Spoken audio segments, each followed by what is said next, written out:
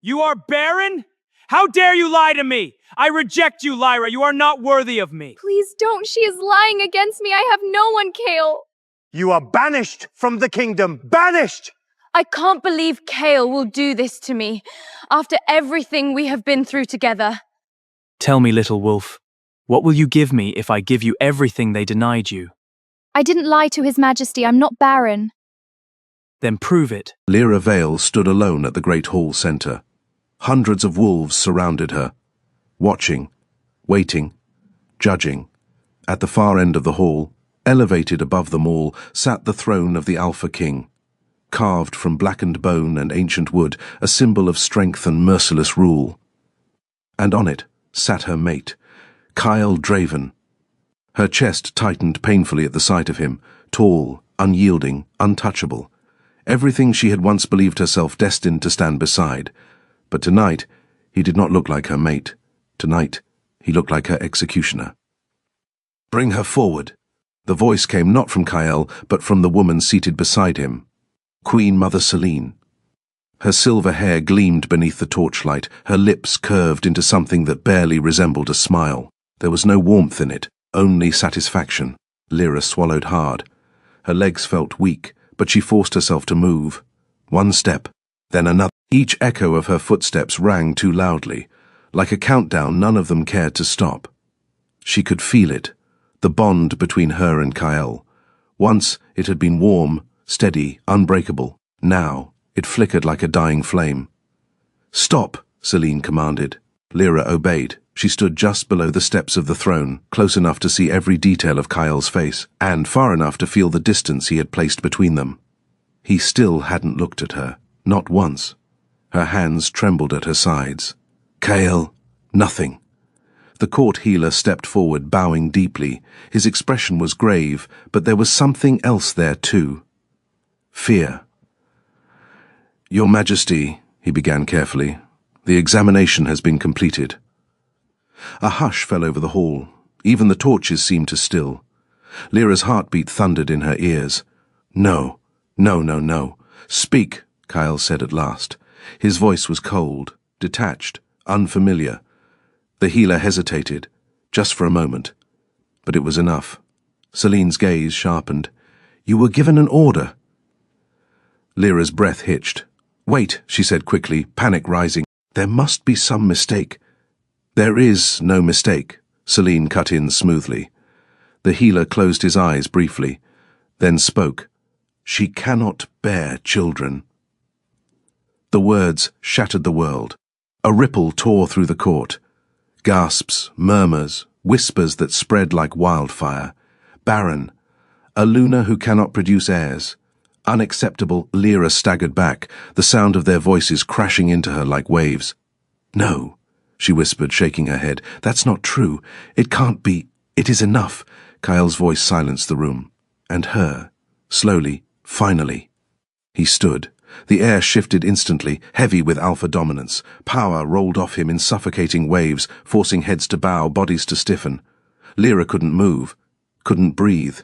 He descended the steps toward her, each movement measured, deliberate, unstoppable. When he reached her, he was so close she could feel the heat of his body. But not the bond. Never the bond. She looked up at him, her eyes pleading. "Kyle, you know me. You feel it. The bond. It's still there, I know it is. You can't believe this. I feel nothing." The lie struck harder than any blade. Her breath caught. "No. You're lying," she said, her voice trembling. "You have to be—" "You are weak," he continued, as if she hadn't spoken at all. "And now, useless." The bond inside her flickered violently. "Cracking. Breaking. Please." Tears blurred her vision. "Don't do this. I'm your mate. I'm meant to stand beside you. You were—" The finality in his tone was devastating.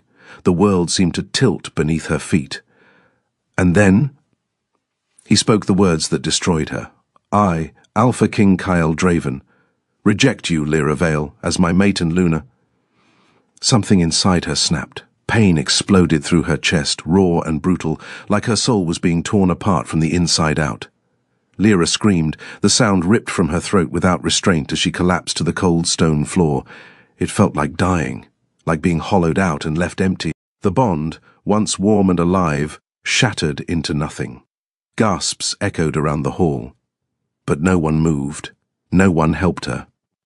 Through the haze of agony, she saw him standing over her, unaffected, untouched, as if she had never mattered at all. "Kyle," she choked, reaching weakly toward him. He stepped back. Out of reach. "Take her away," he said coldly. Her hand fell to the floor. "Dispose of her." The words echoed louder than her scream. Rough hands seized her arms, dragging her across the stone. Her body barely responded, limp from the pain, her vision swimming with darkness. This couldn't be real. This couldn't be how it ended. Not like this.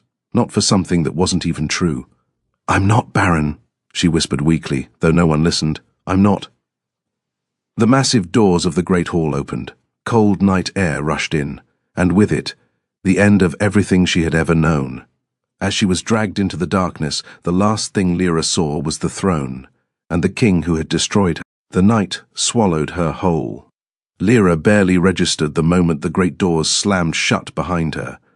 The sound echoed like a final verdict, loud, absolute, irreversible. Exiled, discarded. Nothing. The guards dragged her down the stone steps of the palace, their grips bruising, unforgiving. Her feet stumbled against the ground, her body too weak to resist, her mind too shattered to understand how everything had unraveled so quickly.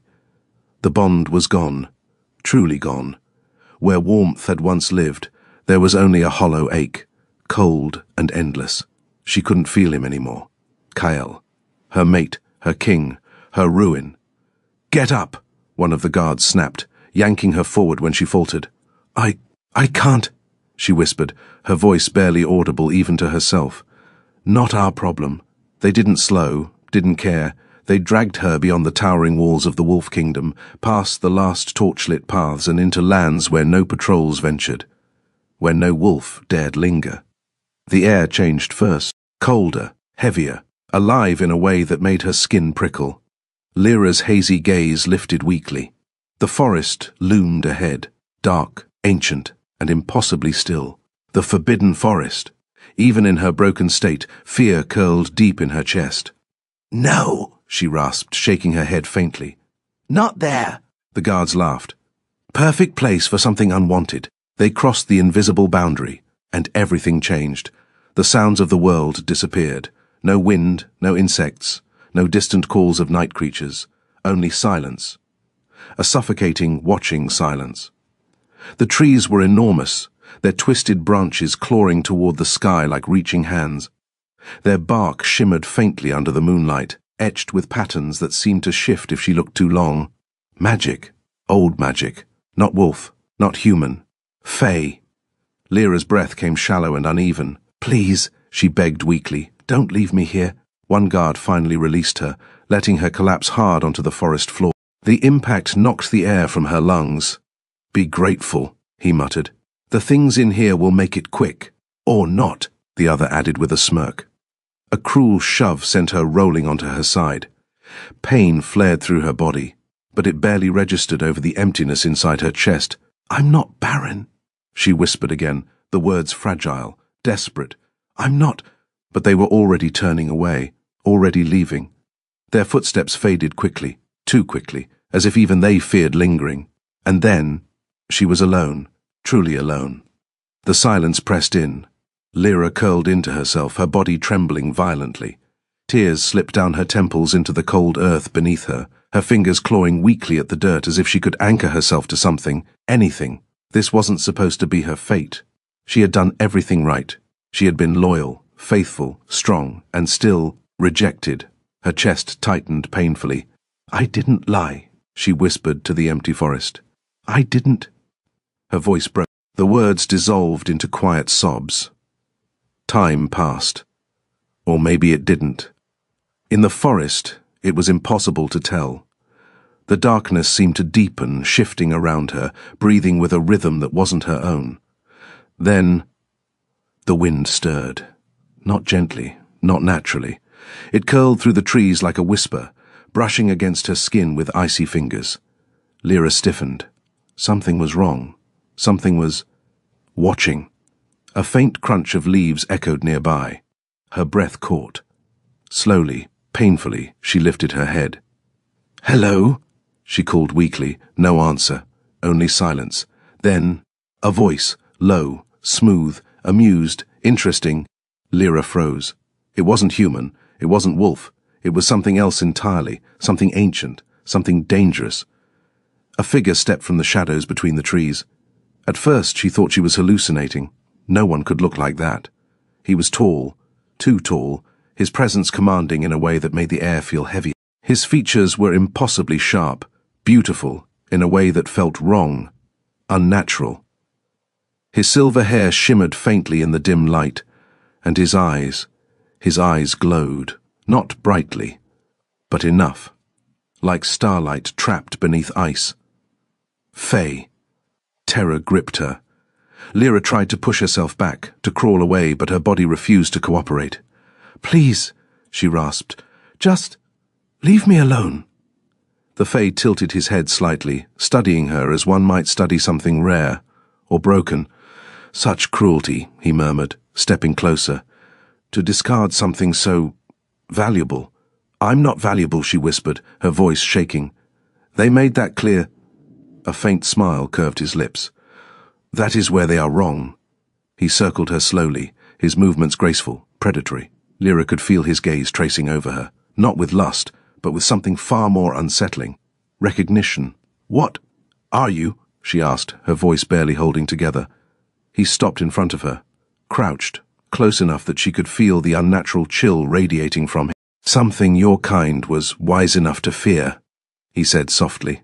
A cold finger slipped beneath her chin, lifting her face despite her weak resistance. She gasped at the contact. Magic. It pulsed through her skin, sharp and electric. His eyes locked onto hers, and for a moment, everything else disappeared.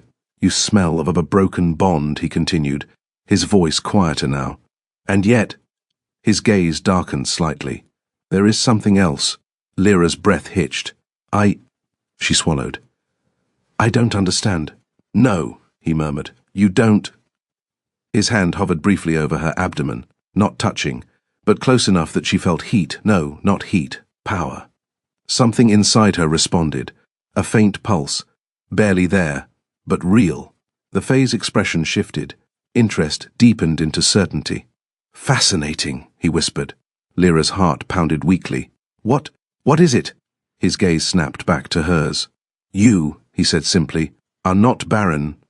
The word struck her like lightning. Her eyes widened.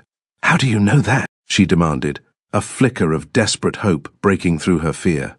He smiled, slow, knowing. "Because I can feel what sleeps within you." The air around them shifted. Magic thickened, curling like invisible smoke. Lyra shook her head weakly. "No, they tested me. They said—" "They are wolves," he interrupted smoothly. "They understand strength, blood, instinct." His smile sharpened. "But they know nothing of magic." Something inside her stirred again, stronger this time. Alive. "What does that mean?" she whispered. He leaned closer, close enough that she could see the faint glow beneath his skin like veins filled with starlight. "It means," he said softly, "your body does not reject life." A pause. "It rejects theirs." Her breath stopped. The world seemed to tilt. "What?" "You were never meant to carry a wolf heir," he continued, his voice like silk over steel, "which makes you useless to them." His gaze darkened with something dangerous.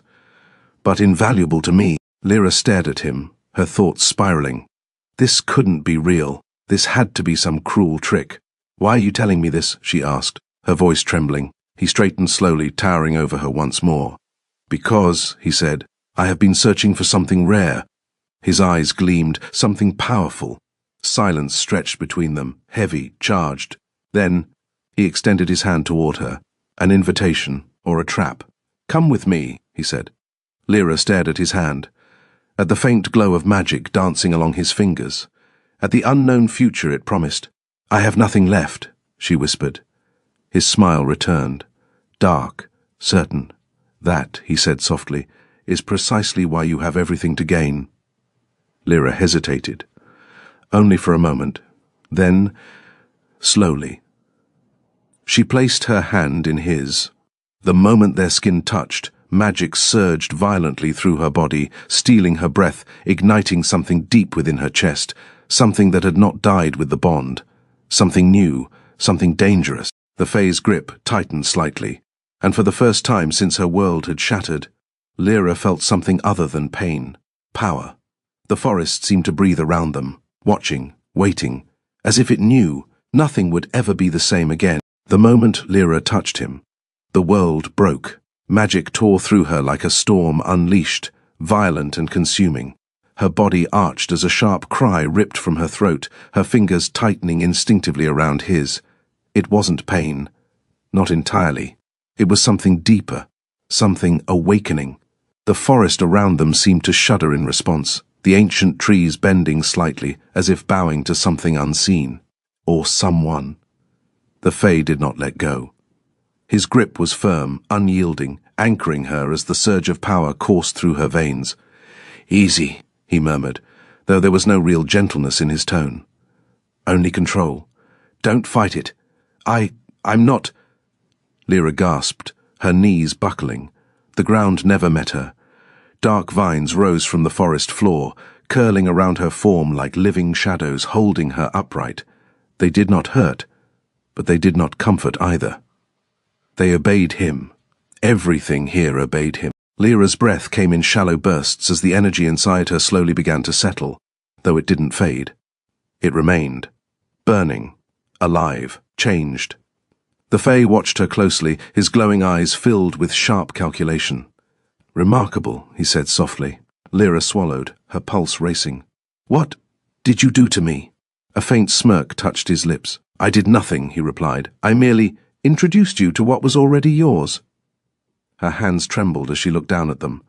For a moment, just a moment, she swore she saw something flicker beneath her skin. Light, faint, but there. "No," she whispered. "This isn't possible." "It is," he said simply. With a subtle flick of his fingers, the vines loosened, lowering her gently back onto her feet. This time she remained standing, barely, but standing. "That power you feel," he continued, circling her once more, "is not wolf." Lyra turned slowly, her gaze following him. "Then what is it?" she asked. He stopped behind her. Close, too close. She felt his presence before his voice reached her ear. "Fae." Her breath hitched. "That's impossible," she said quickly. "I'm not Fae. I would know." "You would know what you were told," he corrected smoothly. "Not necessarily the truth." His hand hovered near her shoulder, never quite touching but close enough to send a shiver down her spine. "There are many things your kind does not understand," he added. "Your lineage among them." Lyra's mind reeled. "Lineage? No," she shook her head. "My parents were wolves. I was born in the kingdom. There's nothing special about me." "You were rejected by an Alpha King," he interrupted quietly. "That alone makes you far from ordinary." His words settled heavily between them. Lyra's chest tightened again, but this time the pain was different. Not empty, not broken. Something sharper, colder. "Don't say it like that," she snapped weakly. "Like it means something." "Oh, it does," he said, amusement flickering in his voice. She turned to face him fully now. "Why?" she demanded. "Why do you care what happened to me?" For a moment, he said nothing. Then his expression shifted, not softer, never softer, but darker, more honest. "Because," he said slowly, "you are exactly what I need." A chill ran down her spine. "And what is that?" she asked. His gaze dropped briefly, just briefly, to her abdomen, then returned to her eyes. "A vessel," the word hit her like a slap. Lyra recoiled. "No." The single word was sharp, despite her weakness. "I'm not some object you can just use," she said, her voice trembling but firm. "I won't trade one cage for another." The air around them stilled. The forest seemed to lean in, watching. The Fae studied her for a long moment. Then he smiled, not mocking, not cruel, something approving. "Good," he said. Lyra blinked, caught off guard. "What? I was wondering if there was anything left of you worth keeping," he continued. "It seems there is." Her confusion deepened. "You're not making any sense." "No," he agreed. "Not yet." He stepped closer again, but this time slower, more deliberate. As I said before, he continued, Fey bargains are not simple things. Lyra's heart pounded. You want something from me, she said carefully. Yes, and you're offering, what, power, protection? Everything they denied you, he replied. His voice lowered slightly. A place where you are not seen as weak, another step closer. Where your worth is not measured by what you cannot give, but by what you are. Her breath caught. It was tempting. Too tempting. And in return? She asked, though she already feared the answer. His eyes darkened. In return, he said, you will give me heirs. Silence fell, heavy, unforgiving. Lyra stared at him, her thoughts spiraling. Heirs. The very thing she had been cast aside for. You think I'd agree to that? She asked, her voice barely above a whisper. I think, he said calmly, you already have. Her brows furrowed. What are you talking about? He lifted his hand slightly between them. Magic gathered instantly, swirling like dark mist around his fingers. When you took my hand, he said softly, you accepted the beginning of a bond. Lyra's blood ran cold. No, she breathed. No, you didn't say. I didn't need to. The mist thickened, glowing faintly now, familiar, terrifyingly familiar. Her chest tightened. Not like this, she whispered. The memory of Kyle's rejection flashed violently in her mind. The pain, the tearing, the emptiness. I won't go through that again, she said, shaking her head. I won't let anyone bind me just to break me. For the first time. Something in his expression shifted, serious, sharp. I do not break what is mine, he said quietly. The words weren't comforting, they were a promise. And a warning. Lyra swallowed hard. What happens if I refuse, she asked. The forest went still. Too still. The Fae tilted his head slightly. You won't survive the night, he said simply. No threat, just truth. Lyra's breath trembled. She already knew it. She had nothing left, nowhere to go, no one to return to. And yet, if I agree, she whispered, I won't belong to you. A pause. Then, a slow, dangerous smile spread across his lips. Belonging, he said softly, is a matter of perspective. Before she could react. His hand closed around hers again, but this time, it burned. A surge of magic exploded between them, brighter, stronger than before. Symbols, ancient and shifting, flashed briefly around their joined hands before sinking into her skin. Lyra gasped, her body going rigid as the power seared through her. What? What did you do? The bargain is sealed, he said. Her heart stuttered. What? You wanted terms, he continued calmly. Now you have them. Her breathing turned frantic. You didn't let me agree. You didn't refuse. The truth of it struck deep. The magic settled slowly, leaving behind something new. A thread, a connection, not like the mate bond, not warm, not gentle, but strong, unbreakable. Lyra looked down at her. A faint mark lingered there, dark and intricate, like thorns wrapped in a circle. Her stomach dropped. This, she whispered, this means I'm bound to you. Yes, and I have to carry my heirs, he finished. Silence. Then, something unexpected happened. The crushing despair that had filled her since the rejection shifted, not gone, but changing, twisting into something sharper, stronger, purpose. Lyra lifted her gaze to meet his. If I do this, she said slowly, then I decide who I become. His eyes gleamed. Of course. No one casts me aside again, she continued, her voice steadier now. No one decides my worth. The faintest flicker of approval crossed his expression. Then we understand each other. A breeze stirred through the forest once more, but this time it felt different, not watching, welcoming. The Fae stepped back, releasing her hand at last. Come, he said. Lyra hesitated only for a second, then followed. As they walked deeper into the forest, the shadows seemed to part for them, revealing a path that hadn't existed before. Unknown, dangerous, irreversible. Behind her, the world she had known was already gone. Ahead, something far more powerful awaited, and far more terrifying. Because this time, Lyra was not walking toward her fate. She was stepping into it willingly. The forest did not open. It devoured. Lyra realized it the moment she crossed deeper beyond the place she had first met him. The path beneath her feet, if it could even be called a path, shifted with every step, roots curling and uncurling like living things beneath the soil. She glanced behind her once. The way back was gone, not hidden, gone. A flicker of unease curled in her chest, but she forced herself forward. There was no turning back. Not anymore. Ahead of her, the Fae walked as if the forest itself bent to his will. "Where are you taking me?" she asked, her voice steadier than she felt. He didn't slow. "Home." The single word echoed strangely as though the forest itself whispered it back. "Home." Lyra almost laughed. She had just been cast out of hers. "I don't belong anywhere," she muttered. The Fae stopped abruptly. Lyra nearly walked into him. He turned, his glowing eyes locking onto hers. "You belong exactly where power places you," he said, "and power has chosen you." Before she could respond, the world shifted. Not gradually, not gently. One moment, they stood among ancient trees. The next, reality fractured. The forest twisted inward, folding like fabric pulled too tight. Light and shadow warped together, colors bleeding into one another until Lyra couldn't tell where one ended and the next began. Her breath caught. "What is this?" "Do not resist," he said calmly. Too late. The ground vanished beneath her feet. Lyra gasped as she fell, but instead of hitting earth, she felt herself suspended in something weightless.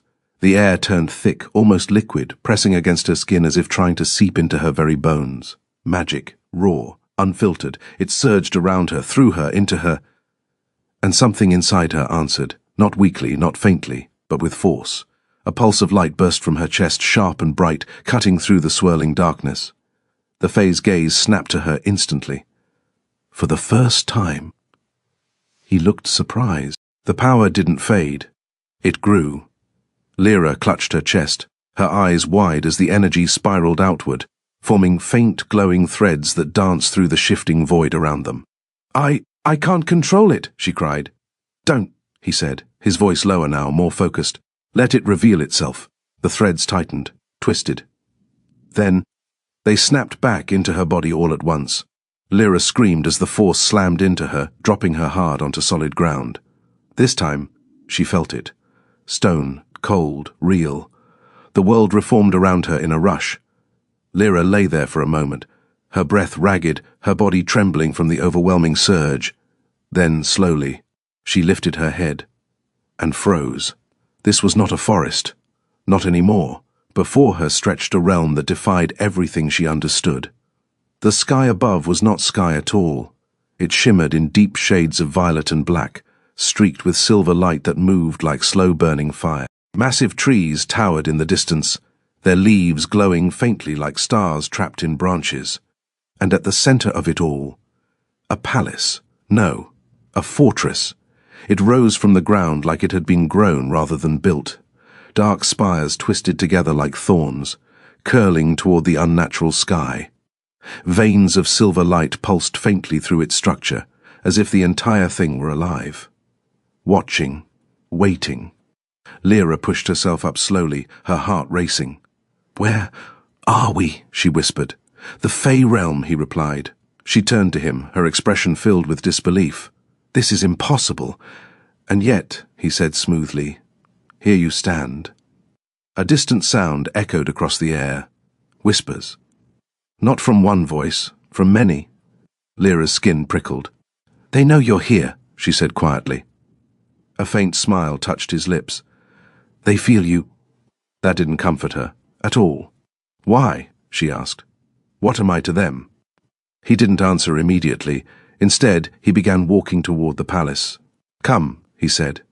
Lyra hesitated. Just for a second, then followed. The closer they got, the heavier the air became. The whispers grew louder, not words she could understand, but sounds that brushed against her mind like fingers tracing unfamiliar patterns. Magic, ancient, hungry. By the time they reached the base of the palace, Lyra's pulse was hammering. The gates, if they could be called that, were massive, formed of intertwining black vines that shifted slowly as though breathing. They opened the moment he approached. No guards, no resistance, only obedience. Lyra stepped inside, and immediately wished she hadn't. The interior was vast, dimly lit by floating orbs of pale light. The walls seemed to move if she stared too long, shadows slipping and twisting in ways that made her stomach turn. And then she saw them, Fae, dozens of them, lining the hall. Every single one turned to look at her. Their appearances varied, some breathtakingly beautiful, others unsettling in ways she couldn't quite define. But all of them shared one thing, power. It radiated from them like heat, and every bit of it was focused on her. A murmur rippled through the hall. She's the one. Impossible. A wolf? Not just a wolf. Lyra stiffened, instinctively stepping closer to the Fae beside her. They're staring, she muttered. They are judging, he corrected. That didn't help. At all. A figure stepped forward from the crowd, taller than the others, more refined. His silver eyes narrowed slightly as he studied her. You bring a mortal into the court? He said, his tone laced with disbelief. Lyra bristled. I'm not. She is not mortal, her companion interrupted calmly. The hall went silent. Every eye sharpened. The other Fae's gaze flicked back to her, more intense now. Then what is she? He asked. A pause, a deliberate one. Then, the Fae beside her finally spoke. My queen. The words dropped like a stone into still water. Shock rippled outward instantly. Lyra's heart stopped. What? She breathed, turning to him. But he wasn't looking at her. He was watching their reactions. The murmurs turned into chaos. A queen? He's claiming her. That's madness. No, look at her aura. Lyra's head spun. This isn't funny, she whispered sharply. What are you doing? Slowly, he turned to face her. And for the first time since she had met him, there was no amusement in his expression, only something dark, ancient, absolute. I am giving you exactly what you were denied, he said. Her breath hitched. Your place. The air shifted again. He stepped closer. Close enough that the entire hall seemed to fade into the background. You were cast aside as worthless, he continued quietly. So I will make you untouchable. Her pulse pounded in her ears. You said you wanted to choose who you become. His hand lifted. And this time it did touch her, resting lightly over her lower abdomen. Magic flared instantly, stronger than before, deeper, possessive. Then become something they will never be able to destroy. Lyra's breath caught sharply. What are you turning me into? She whispered. His eyes gleamed. Something even I did not expect to find. The mark on her hand burned. The power inside her surged again. But this time it didn't feel wild. It felt aligned, as if something within her had finally found its place. The hall fell completely silent, every Fae watching, waiting, sensing it, sensing her. And then, one by one, they bowed. Not to him, to her. Lyra's heart slammed against her ribs.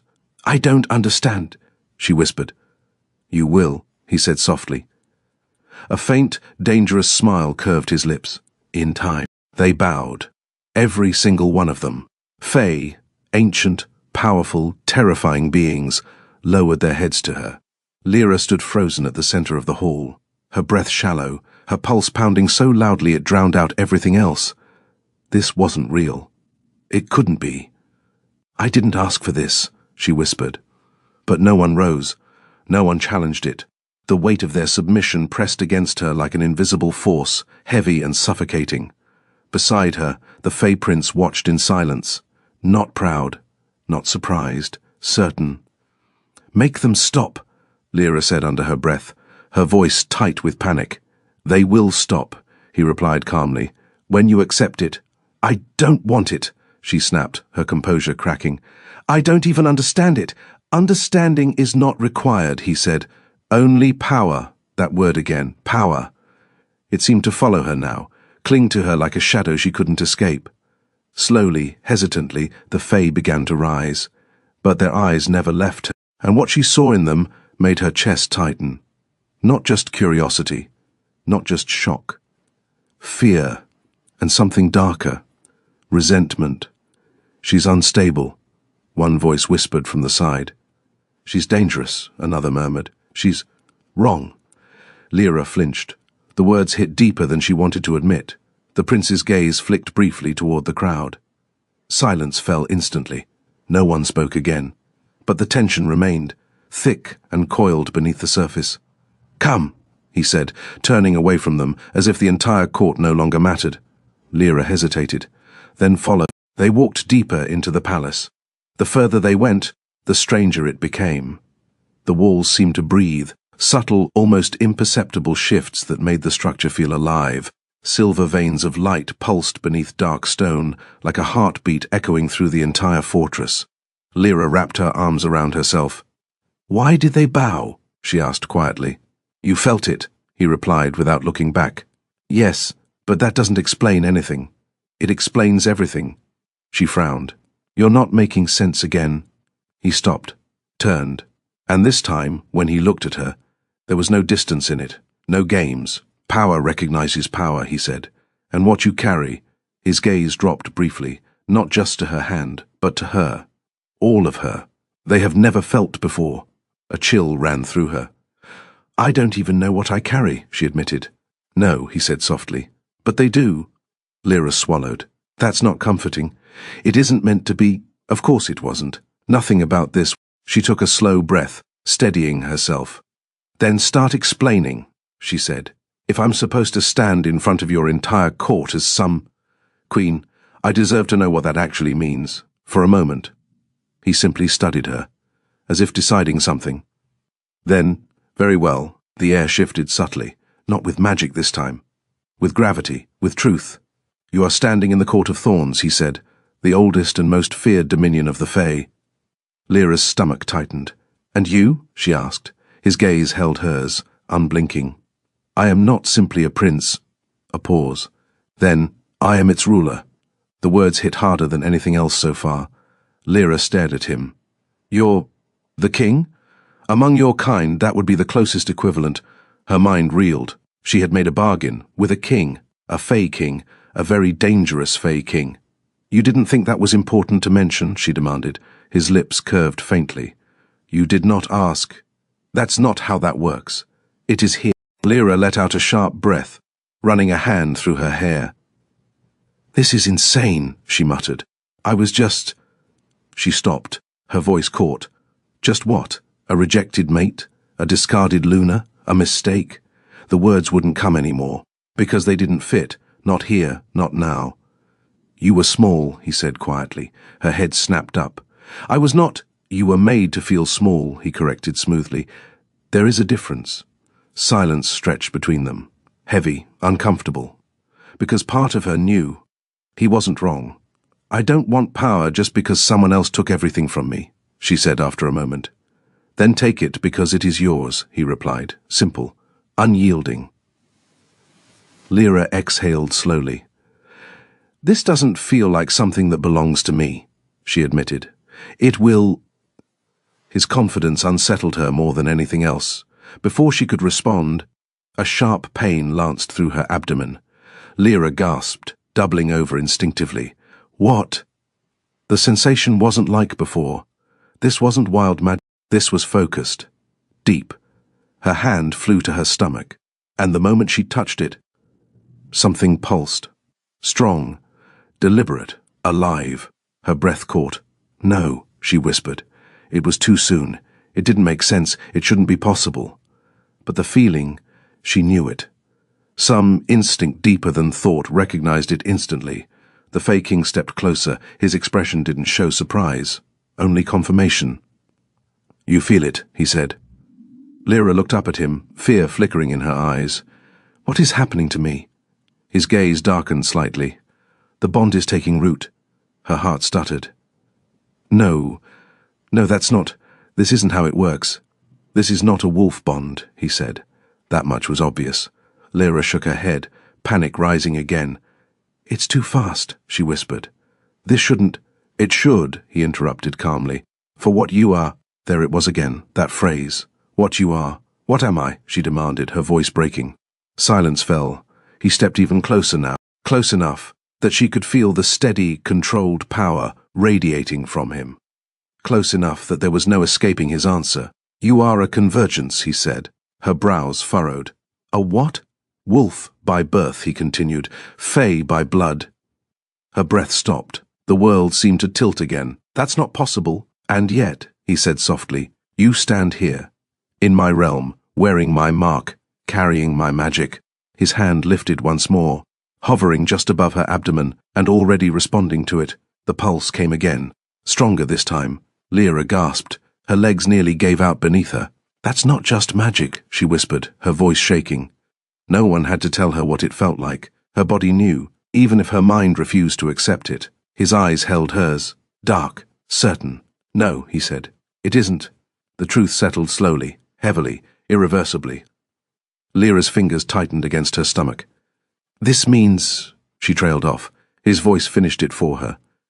You are already carrying my heirs. Silence, total, absolute. Her heart pounded violently. Her thoughts spiraled. This couldn't be real. It couldn't be happening this fast. And yet, the pulse came again. Undeniable. Alive. Tears burned at the corners of her eyes, but they didn't fall. Not this time. Because beneath the fear, beneath the shock, something else stirred. Something dark, something powerful, something that remembered the moment she had been cast aside. You said I was useless, she whispered, though Kyle was nowhere near. Her voice steadied, hardened. They threw me away. Her gaze lifted slowly to meet the Fey King's. And now, the faintest edge of something dangerous crept into her expression. They'll never be able to ignore me again. For the first time. He smiled, not amused, not mocking, but approving. Yes, he said softly. The air in the hall seemed to tighten, as if the very realm itself was listening, waiting. And when they realize what they lost, he continued, his voice low and certain. Lyra's lips parted slightly. Her eyes darkened. They won't get me back. The words echoed like a vow, and somewhere, far beyond the Fey realm, a bond long broken stirred faintly, as if someone, had just begun to regret everything. Far from the court of thorns, beyond the veil of magic, across the borders of fear and pride, the Wolf Kingdom began to unravel. The great hall was not as it had been. It still stood tall, still commanded silence, still carried the scent of iron and cedar. But something was wrong.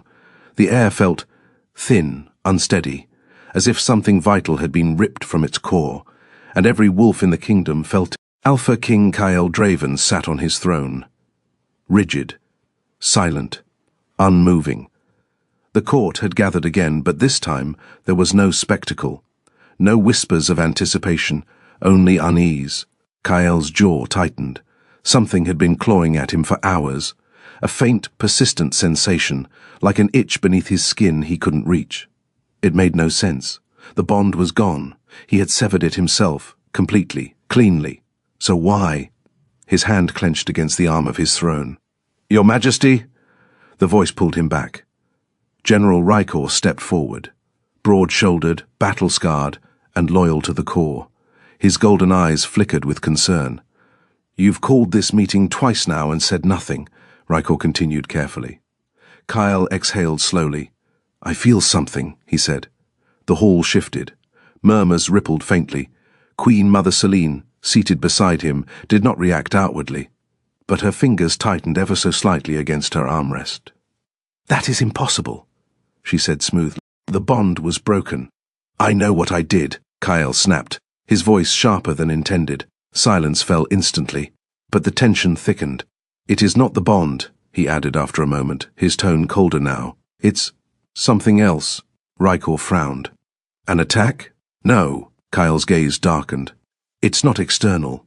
A pause. It feels like... He hesitated, irritation flashing across his expression. Like something that should be mine, isn't. The words hung heavily in the air. Selene finally turned her head slightly toward him. You are unsettled, she said calmly. That is all. You removed a weakness from your life. Your instincts are adjusting. Kyle didn't respond immediately, because for the first time, he wasn't entirely convinced. Meanwhile, at the edge of the kingdom, something far worse stirred. The forest line, once a clear boundary no wolf dared cross, had begun to change. The trees grew thicker, darker, their roots pushing further into wolf territory with unnatural speed. And the scouts had stopped returning. Say that again! Rykor stood in the war chamber now, his expression grim as a young scout trembled before him. They didn't come back, the scout repeated, his voice shaking. 3 of them. They crossed near the eastern ridge just to observe, but the trees... The trees? Rykor pressed. They moved, the scout whispered. Silence fell. That's not possible, another voice cut in. Beta Leora stepped forward, sharp-eyed, calculating, and one of the few in the kingdom who dared challenge anything without fear. Trees don't move, she said flatly. They do now, the scout insisted, panic creeping into his voice. I saw it. The ground shifted. And then something else was there. Rykor's gaze sharpened. What something? The scout swallowed hard. I don't know. That answer was worse than anything else. Back in the throne room, Kael stood now, staring out beyond the massive open archways. The sky was darker than it should have been. Clouds gathered unnaturally. Heavy, oppressive. What have you done? He murmured under his breath. Selene approached slowly. I have done what was necessary, she replied. Kael's gaze flicked toward her. Then why does it feel like a mistake? For the first time, Selene hesitated. Only briefly, but Kael noticed. You are overthinking, she said quickly. She was nothing. No, the word came out sharper than intended. Final. Selene's eyes narrowed slightly. Kael turned away again, his gaze distant. She wasn't nothing, he said quietly, and that realization came far too late. Back in the Fey realm, Lyra was not the same girl who had been dragged into the forest. Not anymore. The Court of Thorns buzzed with tension. Word had spread, fast. The wolves' rejected mate. The king's chosen queen. The bearer of something unprecedented. And not everyone was pleased. She should not be here. The voice was cold, precise, laced with quiet authority. Lyra stood at the center of a circular chamber, far smaller than the great hall, but far more oppressive. Around her stood a select group of Fey, fewer in number but far more dangerous. The inner court, and the one who had spoken, stepped forward, tall, elegant, deadly. Her long dark hair fell like a shadow down her back, her silver eyes sharp with disapproval. This is not a matter of preference, she continued. It is a matter of balance. Lyra crossed her arms despite the tension in the room. And you are? She asked. A flicker of irritation crossed the woman's face. I am Lady Varith, she said. Keeper of the Veil. Lyra tilted her head slightly. Good for you. A few of the others shifted, clearly not expecting that response. Varith's eyes narrowed further. You carry power you do not understand, she said. Power that could fracture both realms if left unchecked. Lyra stepped forward slightly. Then maybe someone should start explaining instead of threatening. The room went still. Varith studied her carefully. Then, You speak boldly for someone so newly bound, she said. I've had a rough day, Lyra replied dryly. A pause. Then, a low chuckle broke the tension. Another figure stepped into view. Male, relaxed, dangerous in a completely different way. Careful, Varith, he said lazily. You might actually like her if she keeps that up. Lyra glanced at him. And you are? He grinned. Kaelion, he said, master of nothing important and everything annoying. Varith did not look amused. He is the king's spy, she said flatly. Kaelion placed a hand over his chest in mock offense. I prefer observer of interesting chaos. Lyra almost smiled. Almost. Until pain hit again, stronger this time. She sucked in a sharp breath, her hand flying to her abdomen. The room immediately shifted, all eyes locked onto her. Already? Varith murmured. Lyra's heart pounded. The pulse was stronger now, more defined. Not just 1, 2. Her breath hitched. No, she whispered. Kaelion's playful expression vanished. Well, he said quietly, that's new. Lyra looked up, panic flickering in her eyes. What's happening? Before anyone could answer, he took in the scene in a single glance. Lyra, the inner court, the tension. Then his gaze locked onto her. What did you feel? He asked. Lyra swallowed hard. 2, she whispered. The room went completely still. Varith's expression darkened. Kaelion let out a low whistle. Well, he muttered, that complicates things. Lyra's pulse raced. What does that mean? The king stepped closer, slow, deliberate. It means, he said quietly, you are not carrying just heirs. A pause. His eyes darkened. You are carrying power that should not exist. The weight of his words settled heavily over the room, and for the first time since she arrived, Lyra felt it.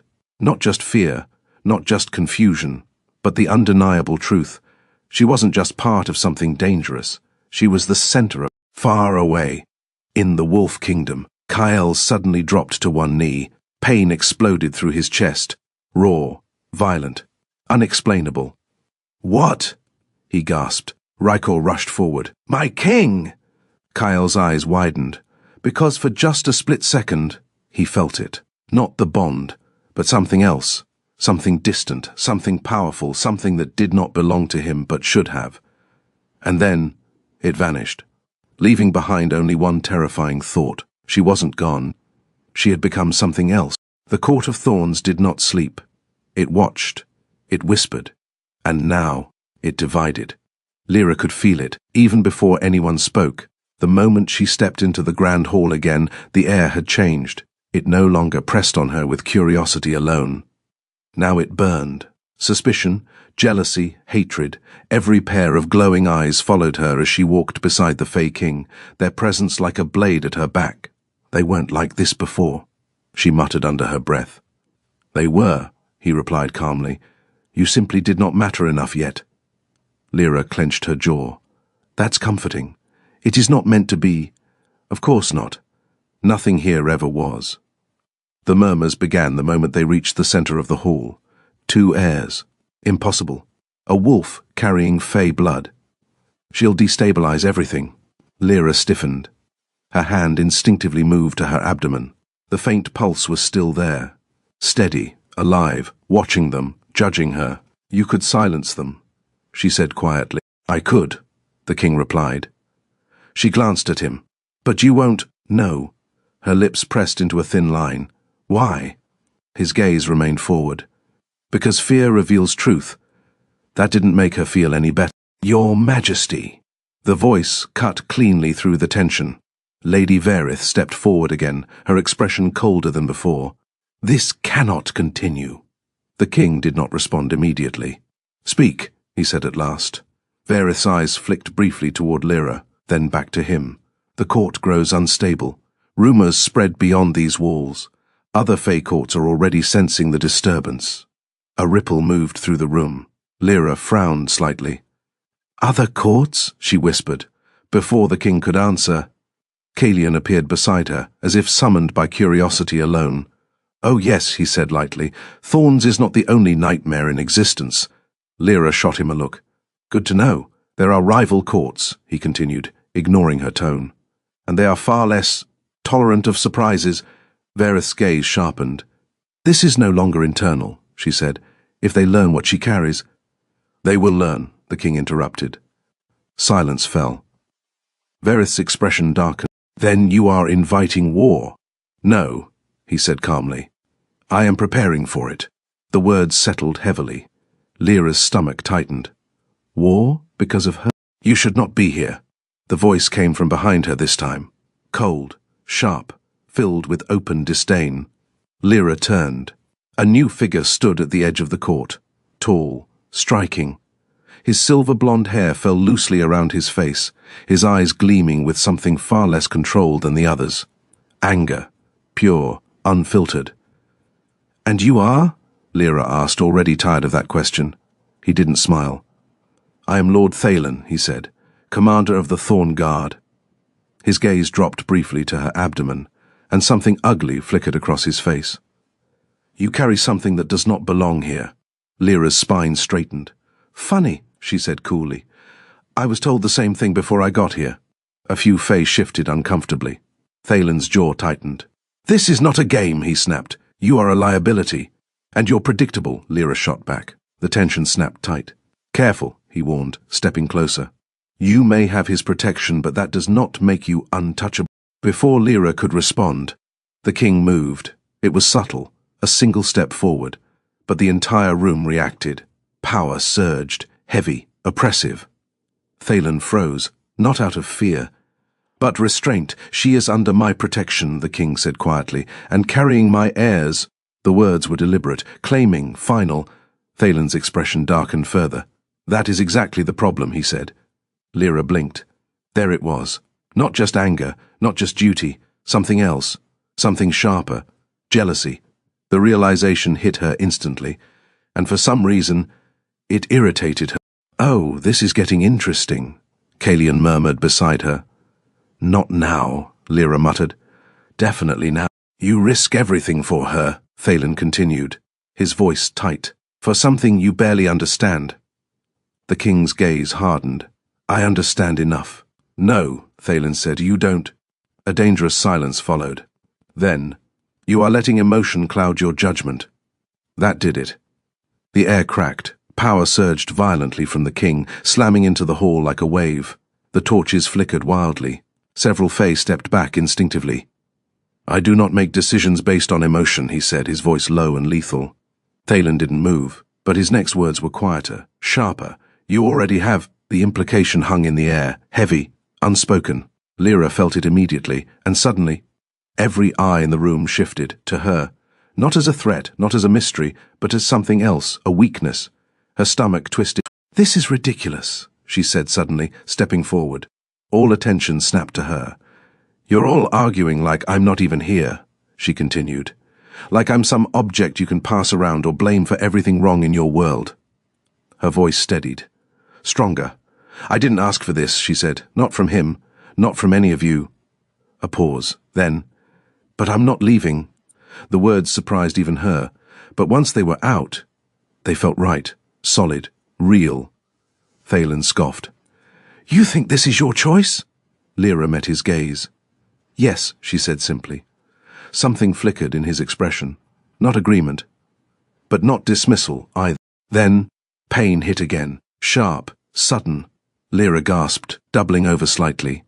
This time, the pulse wasn't steady. It clashed. Two forces, opposing. Her breath hitched. "It's happening again," she whispered. The king was beside her instantly. "What do you feel?" Lyra shook her head, her voice strained. "They're not the same," she said. "They feel—" She sucked in a breath. "Different." The room went still. Verith's expression turned grim. "That is not normal," she said. Kalian let out a quiet breath. "No," he agreed. "It's not." The king's jaw tightened. "Explain." Verith hesitated. For the first time, she looked uncertain. "If what she's describing is true," she said slowly, "then the heirs are not just powerful." A pause. "They are divided." Lyra's heart pounded. "What does that mean?" Verith's gaze locked onto hers. "It means," she said quietly, "they may not exist in harmony." Silence crashed over the hall. Far away, in the Wolf Kingdom, the consequences had already begun. "They're dead." Rykor's voice was grim. Kyle stood at the edge of the forest now, his expression unreadable. "The scouts," Rykor continued. "We found what was left." Kyle didn't look at him. "What did you see?" he asked. Rykor hesitated. "Then, nothing natural. That was enough." Kyle's gaze darkened.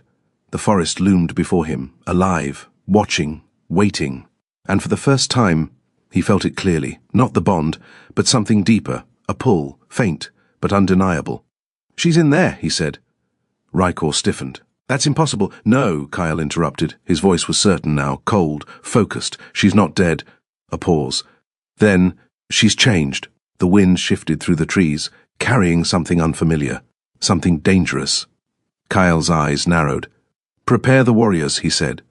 Rykor's expression hardened. "For what?" Kyle stepped forward. "Toward the forbidden forest. For war." Back in the Fey realm, Lyra stood surrounded by beings who feared her, resented her, and some already hated her, and deep within her, the two pulses clashed again, light and dark, power and power, not blending, not yielding, growing. And somewhere in the shadows of the court, unseen, unnoticed, a pair of eyes watched her, ancient, calculating, hungry. "And so it begins," a soft voice whispered. The Court of Thorns had never felt so suffocating, not because of the Fae, not because of the whispers, but because of what stirred inside her. Lyra stood alone on a high balcony carved from black stone, the strange violet sky stretching endlessly above her. The air here was cooler, quieter, far from the judging eyes of the court, yet her thoughts were louder than ever. 2 heartbeats, not hers, never hers. Her fingers rested lightly against her abdomen, her breath uneven as she focused. There, again, a pulse, then another, different, clashing. "I don't understand you," she whispered softly. The wind stirred, brushing against her skin like a quiet answer that never came. "You're not supposed to—" Lyra didn't turn immediately. She had already begun to recognize his presence. Felt it.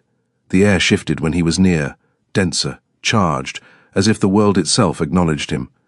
"You have a habit of appearing when I'm trying to think," she said. "And you have a habit of thinking in circles," he replied. She exhaled softly, finally turning to face him. The Fey King stood just behind her, his silver hair catching the faint glow of the realm's light. There was something unreadable in his expression tonight, less distant than before, but not entirely open either. "You said they're divided," Lyra said quietly, "that something about them isn't right. They are not meant to be simple," he said. "That's not reassuring.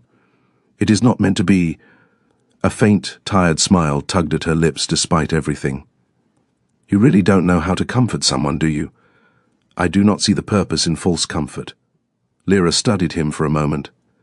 "You don't do anything halfway, do you?" she murmured. His gaze met hers. "No?" The answer was simple, but there was something beneath it, something deeper. The silence stretched between them, not uncomfortable this time, but heavy, charged with things neither of them had said. Lyra looked away first. "I should hate you," she admitted quietly. He didn't react. "You bound me without asking," she continued. "You turned my entire life upside down in a matter of moments." Still nothing. But he hadn't looked away. And yet, she hesitated, her fingers curled slightly against the stone railing. "I don't feel the same emptiness I did before." That seemed to catch his attention. "You feel something else," he said. It wasn't a question. Lyra swallowed. "Yes," the word was barely a whisper. "Stronger?" She nodded slowly. "Clearer," she corrected. A pause. Then, "alive." The word lingered in the air between them. For a moment, neither of them moved. Then the king stepped closer. Not abruptly, not forcefully, just enough that the space between them began to disappear. "You were never meant to be empty," he said quietly. Lyra's breath caught. There was something different in his voice now, less distant, more present. "And yet I was," she said softly, "until you decided otherwise." His gaze darkened slightly. "I revealed what was already there, without giving me a choice." "You had a choice," he said. Lyra frowned. "I didn't—" "You could have let yourself die in that forest," he interrupted. The truth of it hit harder than she expected. She hadn't wanted to admit that, even to herself. "I didn't want to die," she said after a moment. "No," he said quietly, "you didn't." Another step closer. Now there was barely any space left between them. Lyra could feel the faint hum of magic around him, stronger up close, almost intoxicating. "You chose to live," he continued. Her heart began to beat faster. "And now you must choose what that life becomes." His hand lifted slowly. This time, he didn't hesitate. His fingers brushed lightly against her wrist. The contact was subtle, but the effect, immediate. Magic surged, not violently like before, but smoothly, like a current finding its path. It flowed from him into her, intertwining with the power already growing inside her. Lyra inhaled sharply. "That feeling," she whispered. "It is ours," he said. "Ours." The word sent something unfamiliar through her chest. Not the sharp ache of a broken bond, not the hollow emptiness that followed. Something warmer, stronger, different. Her gaze lifted to his. "You said you don't break what belongs to you," she said softly. "I do not. And what am I to you?" she asked. The question hung between them. Dangerous, honest, for once. He didn't answer immediately. His hand tightened slightly around her wrist, his thumb brushing faintly against her skin. Not possessive, not forceful, intentional. "You are not fragile," he said at last. Her breath caught. "You are not weak." Another step closer. "You are not something to be discarded." His voice lowered, quieter. "But you are not entirely mine either." Lyra blinked. That she hadn't expected. "What does that mean?" she asked. His gaze held hers. "It means," he said slowly, "you are something I cannot fully control." The admission was quiet, but powerful. Lyra's pulse quickened. "And that doesn't bother you?" she asked. A faint, dangerous smile touched his lips. "It interests me." Of course it did. And yet, for some reason, that answer didn't scare her, not the way it should have. The wind shifted around them again, carrying the faint scent of something unfamiliar, sharp, electric, alive. Lyra's free hand moved instinctively to her abdomen. The pulses responded instantly, stronger, brighter. The king's gaze dropped briefly. "They react to you," she said. "They react to us," he corrected. Her heart skipped. "They feel what you feel," he continued. "And what I give them," Lyra swallowed. "That's a lot of influence. It is," a pause. "And yet you are still yourself." She looked back at him. "You're not trying to take that away?" "No." The answer was immediate, certain. Lyra searched his expression, for deception, for control, for anything that felt like a cage, but there was none, only intention, only purpose, and something else. Something she couldn't quite name. "You're dangerous," she said quietly. "I am, and I should be afraid of you." "Yes." She held his gaze. "I'm not." The words were soft, but real. Something shifted in his expression then, subtle, but undeniable. His hand moved from her wrist, slowly, deliberately, until it rested just above her hand against her abdomen. Not pressing, not claiming, just there. A shared point, a connection. The magic between them deepened, not overwhelming, not consuming, but steady, intimate. Lyra's breath softened. The tension in her shoulders eased for the first time since she had entered this realm. "You're changing me," she whispered. His voice was just as quiet. "No." A pause. "You are becoming—" The words settled deep, far deeper than anything else he had said. Lyra closed her eyes briefly, and for the first time since everything had fallen apart, she didn't feel lost. She didn't feel broken. She didn't feel discarded. She felt seen. When she opened her eyes again, he was still there, still watching, not as something weak, not as something temporary, but as something real. And for the first time, she didn't look away. Far beyond the Fey realm, the forest trembled, wolves gathered, war approached, but here, on a quiet balcony beneath an unnatural sky, something else had begun. Not war, not destruction, but a connection neither of them had expected, and neither fully understood. The Court of Thorns was never quiet. Even in its silence it whispered. Magic humming through stone, shadows shifting like breath beneath the walls. But tonight, Lyra had found a place untouched by it, or at least, quieter. It was a garden, if it could be called that, hidden deep within the palace, beyond corridors that seemed to rearrange themselves unless one walked with purpose. The space opened into a hollow beneath towering silver-barked trees, their leaves glowing faintly like falling starlight. Dark water pooled at the center, perfectly still, like a mirror untouched by time. Lyra knelt beside it. Her reflection stared back at her. But it wasn't the same girl. Her features were sharper now, her eyes brighter, faintly glowing in a way that unsettled her if she looked too long. There was something beneath her skin, something alive, something that didn't belong to the girl who had once stood trembling in a wolf court. "You're changing," she whispered to her reflection. The reflection didn't answer, but the water rippled, even though nothing had touched it. Lyra stilled. "You found it." She didn't turn. Not immediately. She didn't need to. "I was hoping you wouldn't," she said softly. Footsteps approached behind her, unhurried, certain. "You chose a place that does not like to remain hidden," he replied.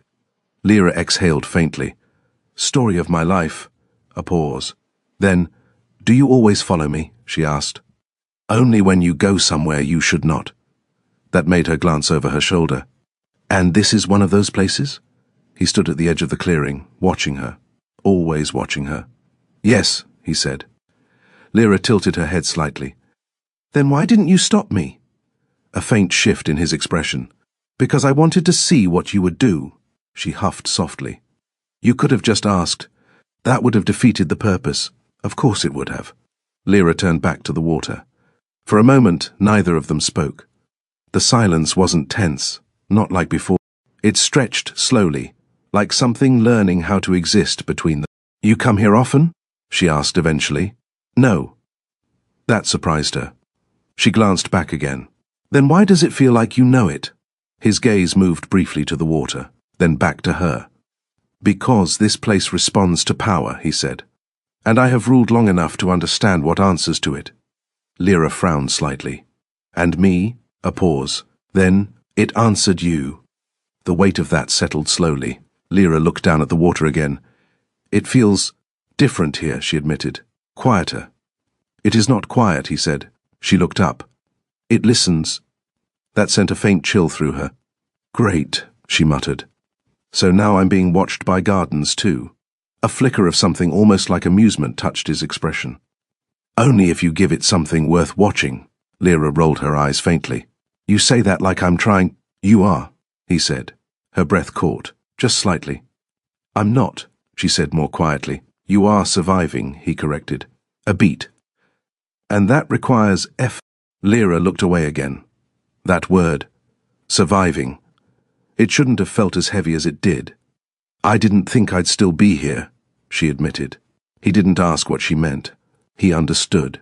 You were not meant to disappear, he said. She let out a quiet breath. That's not what my world decided. No, he said. It is what they failed to see. Lyra's fingers brushed lightly over the surface of the water. This time, it responded instantly. Ripples spread outward, faint silver light trailing behind them. She froze. I know, he said. She looked up at him. His gaze had sharpened slightly, not alarmed, but attentive. Try again, he said. Lyra hesitated. Then slowly, she touched the water once more. The reaction was stronger this time. Light bloomed beneath the surface, swirling upward like something awakening. Her breath hitched. It's reacting to me. Yes. His voice was quieter now, closer. Lyra hadn't even noticed him move, but he was no longer at the edge of the clearing. He stood just behind her. The space between them, gone. It feels... She struggled for the word. Alive? She nodded. And it feels you... Lyra swallowed. That's new. It is... A pause. And yet you are not afraid. She stilled. I should be, she said softly. But you are not. Lyra shook her head faintly. I've been afraid enough.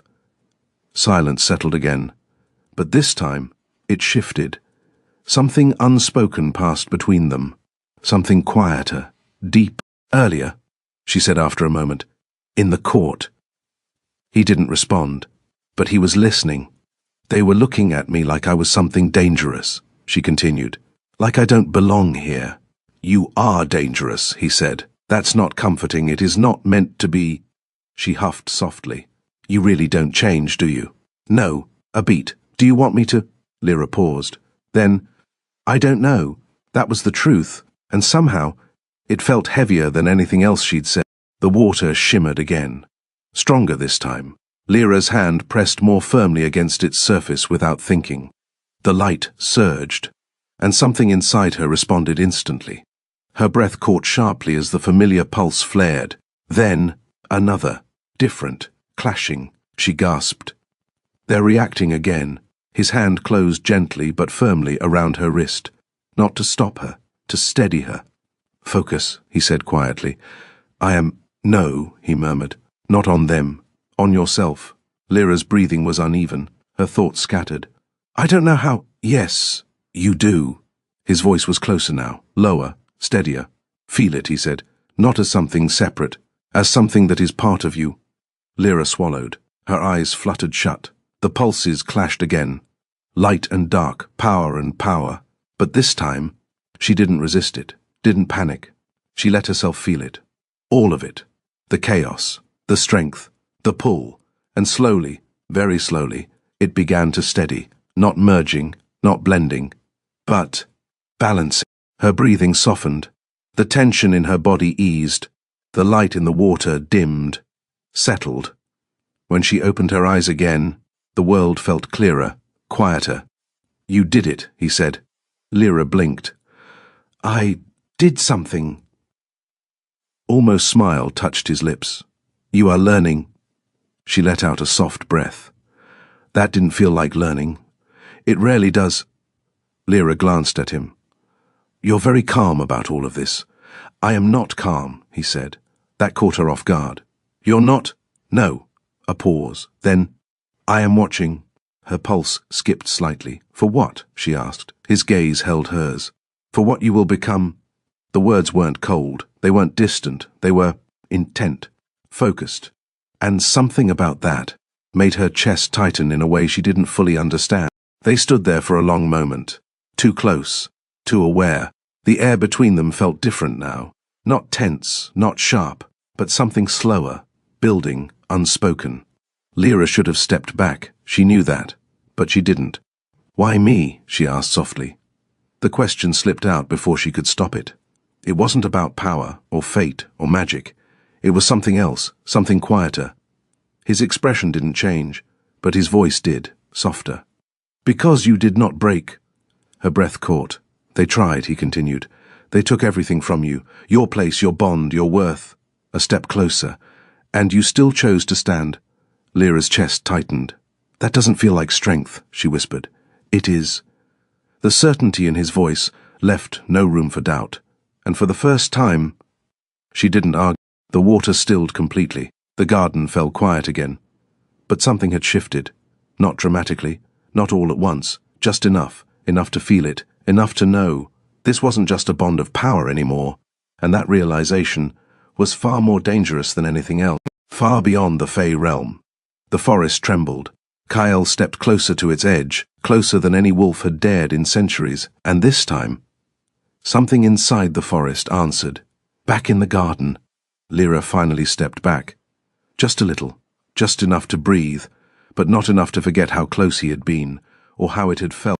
The peace didn't last. It never did. Lyra felt it before she saw it. A shift, subtle, wrong. The garden had gone too still. Not the quiet, watchful stillness she had begun to recognize. This was something else, something waiting. Her steps slowed as she moved along the silver-lit path, her senses sharper now than they had ever been in her old life. "You're not alone," she murmured under her breath. The air answered with silence, but her instincts, they screamed, "Careful, little wolf." The voice slid through the shadows like a blade, smooth, cold, poisoned. Lyra didn't turn immediately. She exhaled slowly instead. "I was wondering when one of you would try something," she said. A soft laugh echoed behind her. "Oh, we've all been wondering," the voice replied. The question was simply who would act first. Lyra turned, and there she was. Not Lady Verith, not someone bound by rules or court politics. This one radiated something far more dangerous, beautiful, deadly, unhinged. "I don't think we've met," Lyra said, her voice steady despite the tension coiling in her chest. The woman smiled. Too wide, too sharp. "Lady Serelith," she said. "And you are—" "A problem." Lyra tilted her head slightly. "Funny, I've been called worse." "I'm sure you have," Serelith said softly, stepping closer. "But none of it quite captures what you are." Her gaze dropped to Lyra's abdomen, and the air changed instantly. Heavy, hungry. "You shouldn't exist," Serelith whispered. Lyra's hand instinctively moved protectively over her stomach. "Yeah," she said quietly. "That seems to be a popular opinion." Serelith's smile didn't reach her eyes. "You carry power that does not belong to you," she said. "Power that could unravel everything, or change it," Lyra shot back. Serelith's expression snapped. "There is nothing wrong with how things are." Lyra let out a small, humorless breath. Spoken like someone who's never been cast aside. That hit. Harder than Lyra expected. Serelith's eyes darkened instantly. "You think you understand loss?" she hissed. The magic around her flared, sharp, violent. "I have watched centuries pass while lesser beings were chosen over me," she continued, her voice trembling with something dangerously close to rage. "I have stood beside power, served it, only to be overlooked." Lyra stilled. Ah, there it was. Jealousy. Not just of Lyra, of what she represented. "What you have," Serelith said, her voice dropping to something quieter, more dangerous, "should have been mine." Lyra's chest tightened. "You don't want this," she said. "I want what it means," Serelith snapped. Power surged. The ground beneath them cracked faintly as something ancient responded to her anger. And you, her voice sharpened, are unworthy of it. Lyra didn't move, didn't step back, even as the danger became undeniable. Maybe, she said quietly. Serelith blinked. That wasn't the response she expected. But I'm still the one who has it, Lyra continued. A beat. And I'm not giving it up. That was it. The final spark. Serelith moved. Fast. Too fast. Magic lashed outward like a living thing, twisting into something dark and lethal aimed straight for Lyra's chest. Lyra barely had time to react. The world slowed. The pulses inside her flared violently, light and dark colliding, her breath hitched, and then impact, but not on her. A force slammed between them, sharp, absolute, unyielding. Serelith's attack shattered mid-air like glass hitting steel. The backlash exploded outward, sending a shockwave through the garden. Lyra staggered back. But she didn't fall, because he was there. The Fey King stood between them. Still, silent. But the air around him, it had changed. Gone was the quiet, controlled power he carried in the court. This was something else, ancient, terrifying, unleashed. Serelith froze. For the first time, fear flickered across her face. "My king," she began. "Enough." The word wasn't loud, but it landed like a command written into reality itself. The garden bent around it, the trees stilled, the water trembled, even the air seemed to hold its breath. Serelith dropped to one knee instantly. "I was only—" "Do not insult me with lies." His voice was calm, too calm. Lyra had learned enough to know. That was worse, much worse. Serelith's hands trembled. "She is a threat," she said quickly, "to the court, to the balance. She is under my protection." The words cut cleanly through her panic. Final, unyielding. Serelith swallowed hard. "My king, she is changing things we cannot control." "Yes." The single word silenced. "And that is precisely why she will live." Lyra's breath caught. Serelith's expression twisted. "But she is nothing," she snapped before she could stop herself. The air snapped, power surged, and suddenly, Serelith couldn't move. Her body locked in place, magic binding her where she knelt. The king stepped forward, slow, deliberate, every movement measured, every step heavy with consequence. "Nothing?" he repeated quietly. Serelith's eyes widened. "I didn't mean, you acted without permission." "Another step. You raised your power against what is mine." "Another. You attempted to kill what carries my heirs." The last word lingered. Dark, dangerous, final. Serelith's breathing became uneven. "My king, I—" "Touch her." His voice dropped. Low, lethal, and you die. Silence crashed down. Absolute, unforgiving. Lyra felt it in her bones. That wasn't a threat. It was a law. Serelith felt it too. Her fear was no longer hidden. It consumed her. "I was protecting the court," she whispered desperate. "You were acting on jealousy." The truth landed like a blade. Serelith flinched. "You have overstepped for the last time." The garden darkened. Shadows curled unnaturally at the edges of the clearing. Something ancient stirred beneath the surface of the realm itself, waiting, listening, hungry. Lyra's pulse quickened. "What are you doing?" she asked quietly. The king didn't look at her. "Ending a problem." Serelith's head snapped up. "No, please," she gasped. The shadows moved, rising, coiling, answering him. Lyra stepped forward instinctively. "Wait, that—" made him pause, just slightly. Serelith froze. Everyone did. Lyra swallowed. "You don't have to kill her," she said. The words felt fragile in a place like this, but she meant them. The king turned his head slowly. His gaze found hers, dark, unreadable. "She tried to kill you." "I know." A pause. "And she failed." The shadows hesitated. Just slightly. Lyra held his gaze. "I'm still here," she said softly. Something shifted, barely noticeable, but the tension in the air wavered. The king studied her for a long moment. Then, slowly, the shadows receded.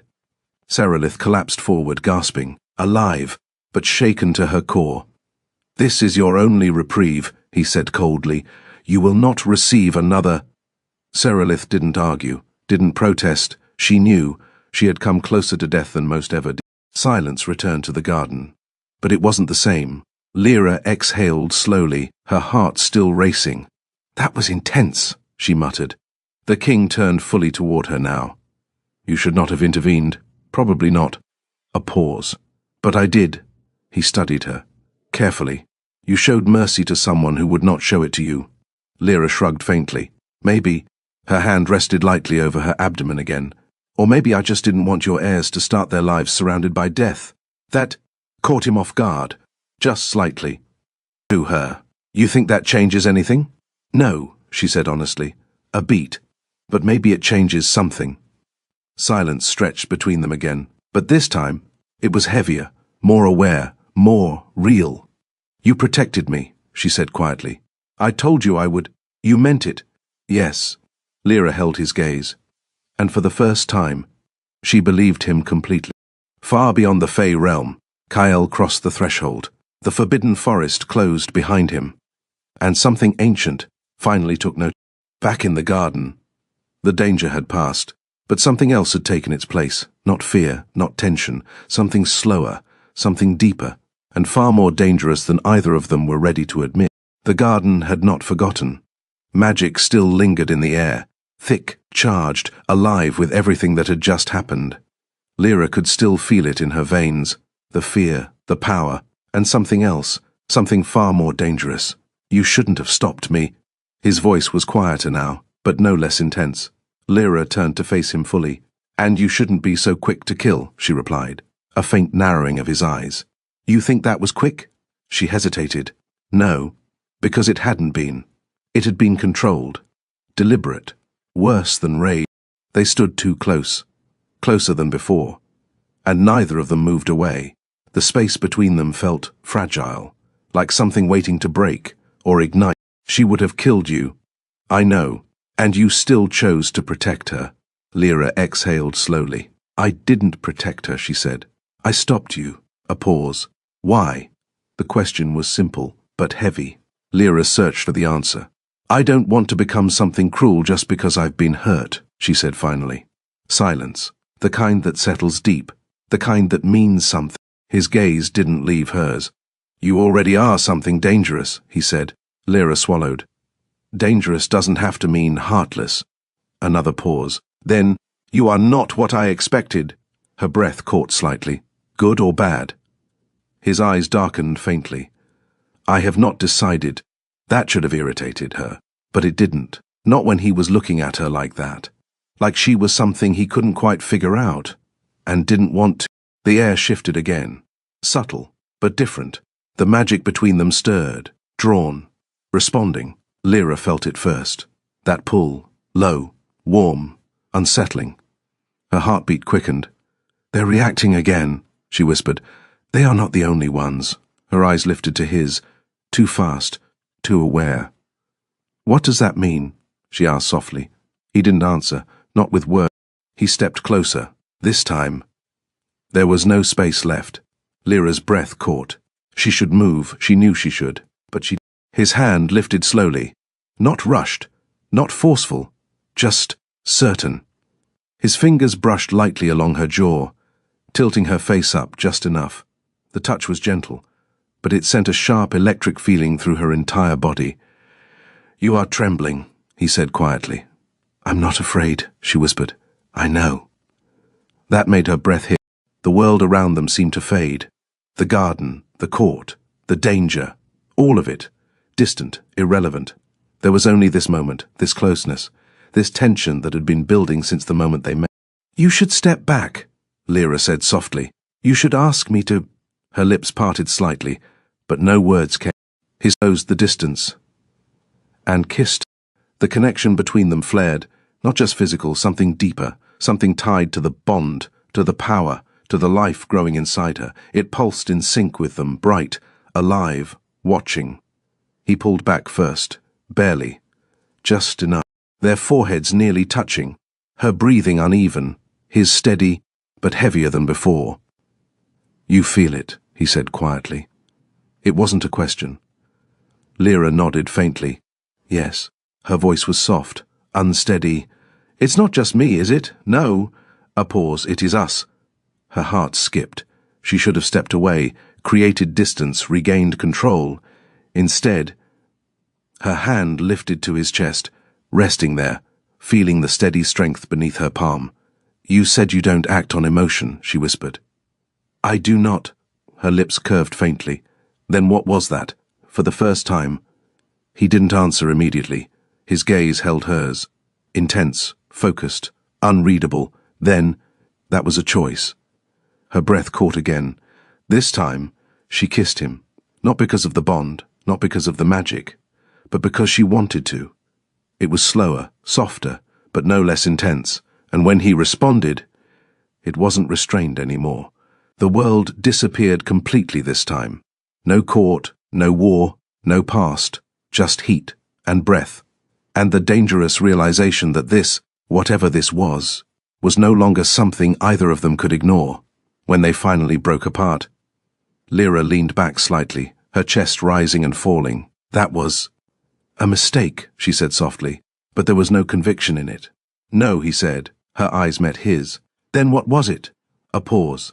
Then the beginning of something neither of us can control.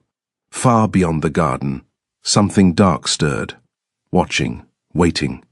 And in the forest, Kyle was no longer alone. Back in the garden, Lyra didn't step away, and neither did he. The kiss should not have happened. That was the first thought Lyra had when she woke. The second was that she couldn't forget it. She stood once more on the same balcony from nights before, the cold air brushing against her heated skin, as if trying and failing to ground her.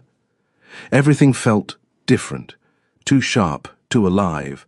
Her fingers pressed lightly against her lips. She could still feel him. That terrified her more than anything else. "You are avoiding me," his voice came from behind her, low, calm, unavoidable. Lyra closed her eyes briefly. "Am I?" she asked. "Yes." She turned slowly, and there he was, as composed as ever, as if nothing had changed, as if he hadn't just unraveled something inside her the night before. "That's convenient," she said, "because I'm trying to figure out if I regret it." A flicker passed through his expression. "Gone too quickly to name." "You do not." Her jaw tightened slightly. "You don't get to decide that." "No," he said, a pause. "But I can observe." Lyra crossed her arms. "And what do you observe?" He stepped closer, not touching her. "Not yet. That you are not afraid of what happened." Her pulse quickened. "That doesn't mean it was a good idea." "No," he agreed, "another step. But it means it was real." That word again, real. It settled somewhere deep, too deep. Lyra looked away first this time, because if she didn't, she might close that distance again, and she wasn't ready for what that would mean. "I don't even know your name." The words slipped out before she could stop them. Silence followed, heavy, different.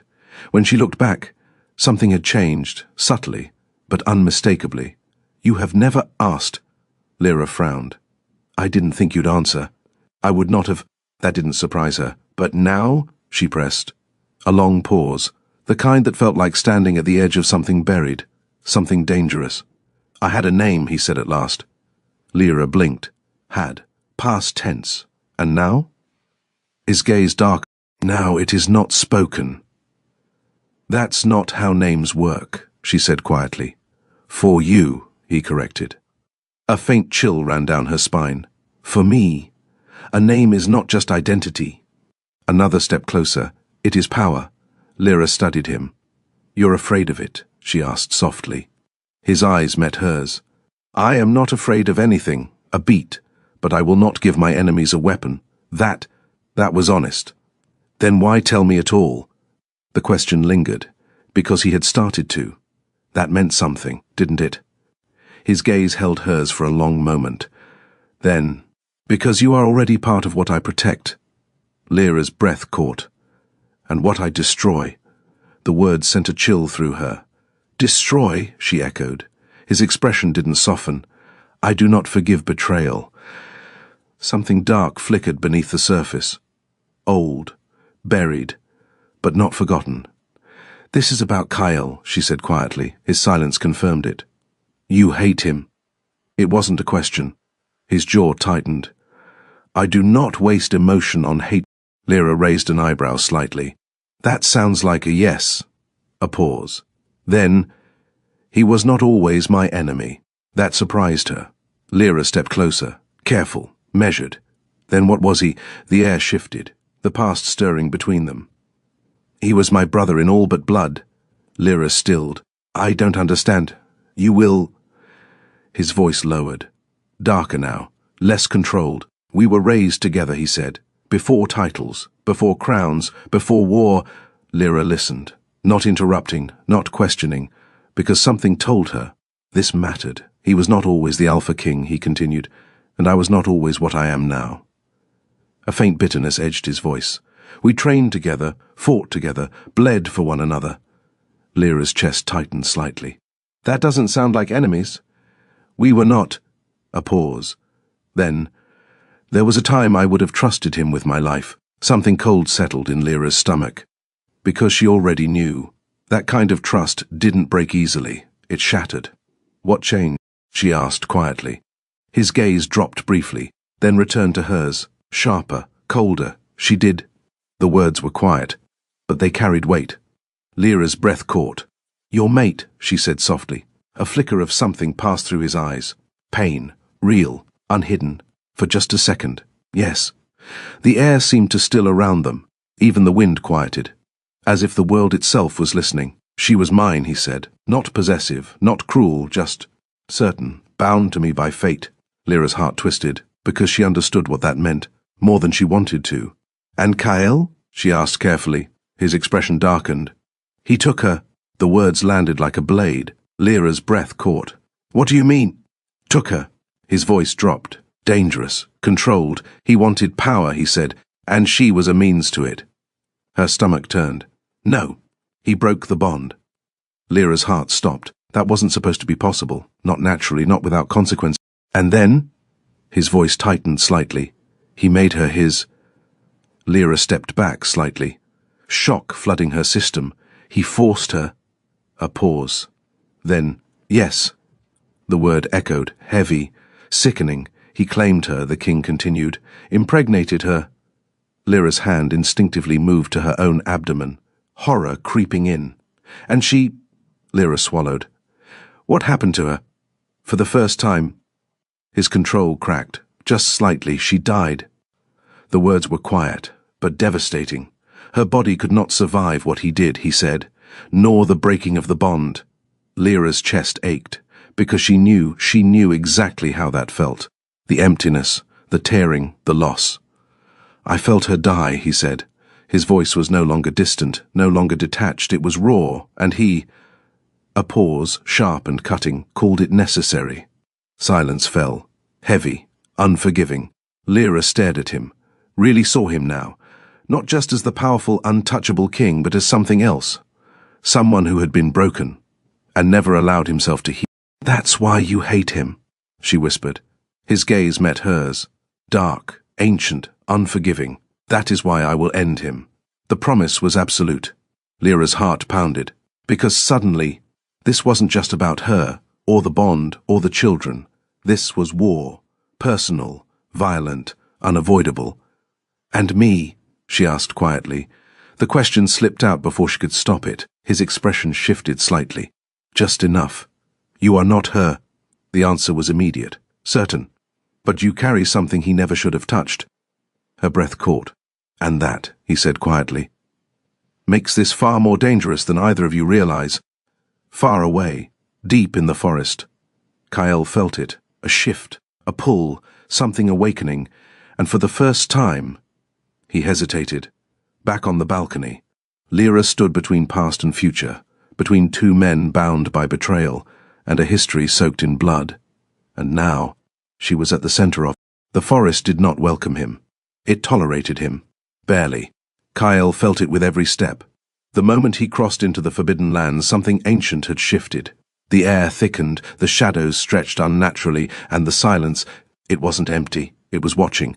Stay close, he muttered. Rykor moved at his side, tense, eyes scanning every flicker of movement. This place is wrong, Rykor said under his breath. Kyle didn't respond, because wrong wasn't the word. This place was alive, and it knew they didn't belong. A branch snapped somewhere behind them. Too deliberate. Kyle turned sharply. Nothing. But the feeling remained, that they were being studied, measured, judged. She's here, Kyle said quietly. Rykor frowned. You can't know that... Kyle's jaw tightened.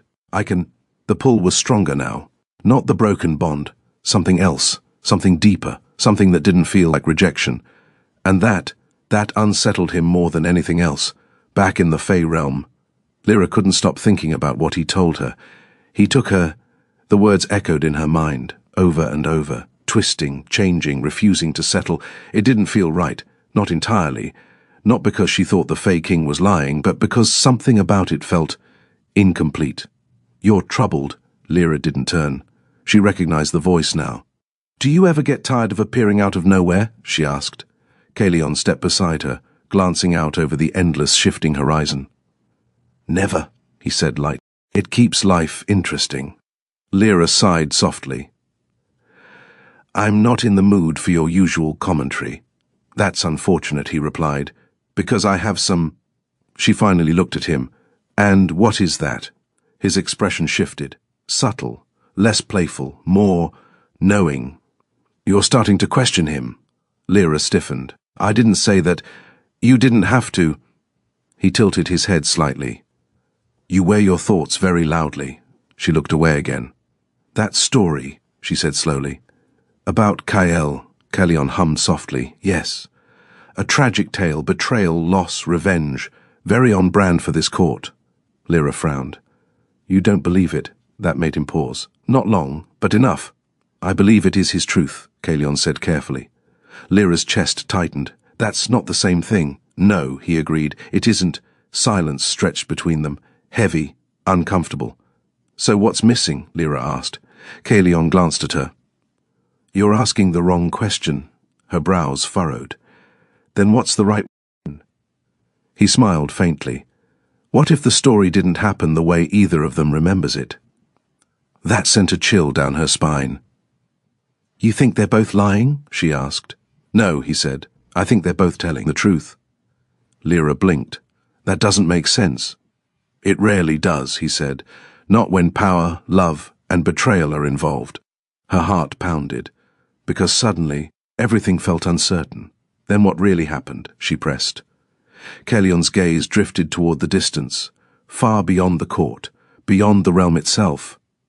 "There was a time," he said slowly, "when the Fey King had a name." Lyra stilled. He continued. "And a heart. That part I find hard to believe," she muttered. Caelion chuckled softly. "You shouldn't—" A pause. "Because you're starting to see it." Lyra didn't respond. "Because she was. And that scared her more than anything else." "He loved her," Caelion said. "His mate." Lyra nodded slightly. "That part I understand." "Do you?" Caelion asked quietly. Her gaze snapped to him. "Because love like that," he continued, "doesn't just break a beat. It transforms." Lyra swallowed. "Into what?" His eyes met hers. "Obsession."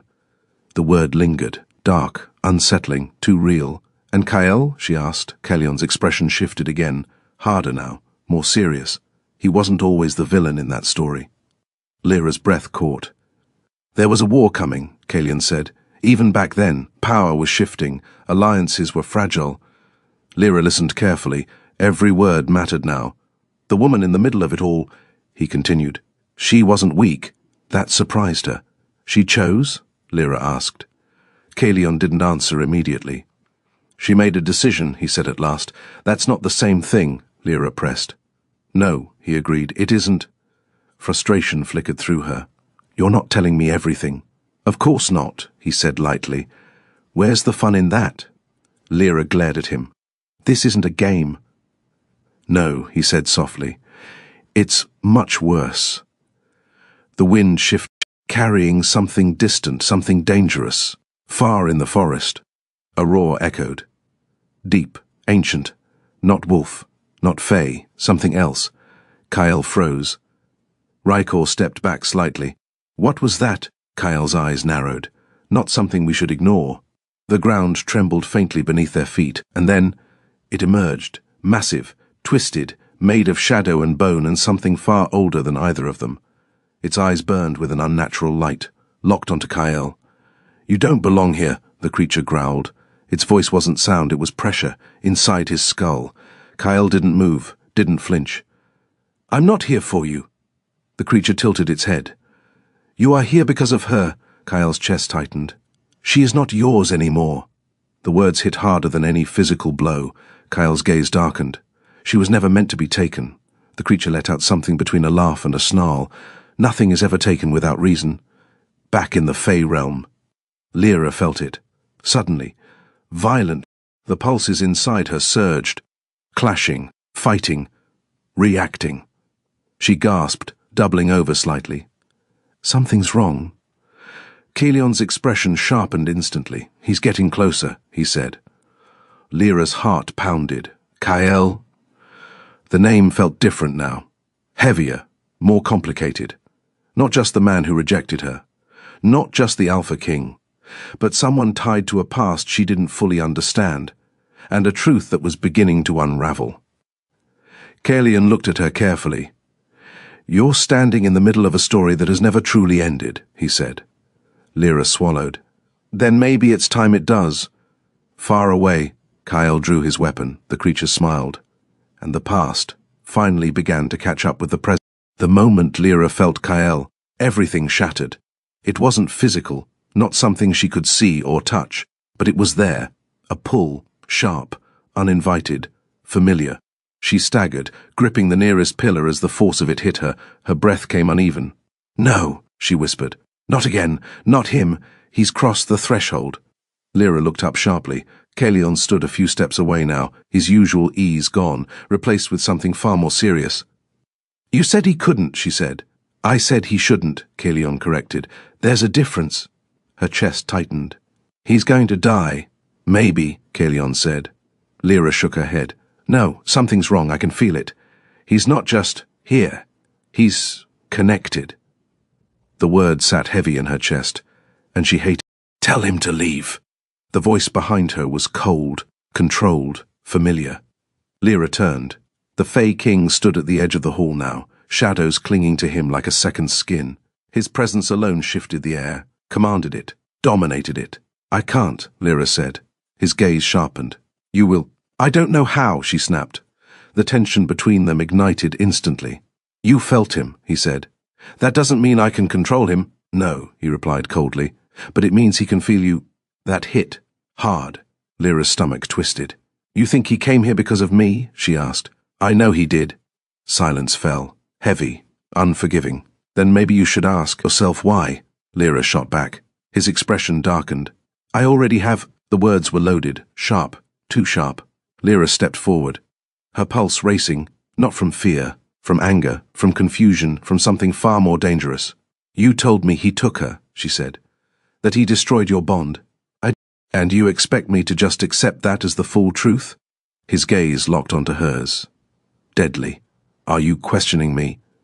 Yes, the word echoed, loud, unavoidable. For a moment, the entire world seemed to still. You stand in my court, he said quietly, under my protection, and I'm still allowed to think, Lyra snapped. Power surged, the walls trembled faintly, the shadows deepened. You are allowed what I permit. Lyra didn't back down. I'm not one of your subjects. A dangerous silence followed. No, he said slowly, you are something far more complicated. Her breath caught, but she didn't let it stop her. Then stop treating me like I'm blind, she said, because I'm not. A beat. Then, tell me the truth. His jaw tightened. You already have it.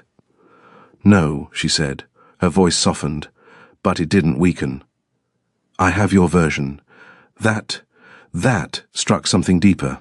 For a moment, he didn't move, didn't speak, didn't breathe. Then, names have power, he said quietly. Lyra frowned. What does that have to do with anything? Everything. He stepped closer, slow, measured, the tension between them tightening with every step. You asked for my name, he continued. Her heart skipped. And I did not give it. Lyra swallowed. You said it wasn't spoken anymore. His gaze darkened.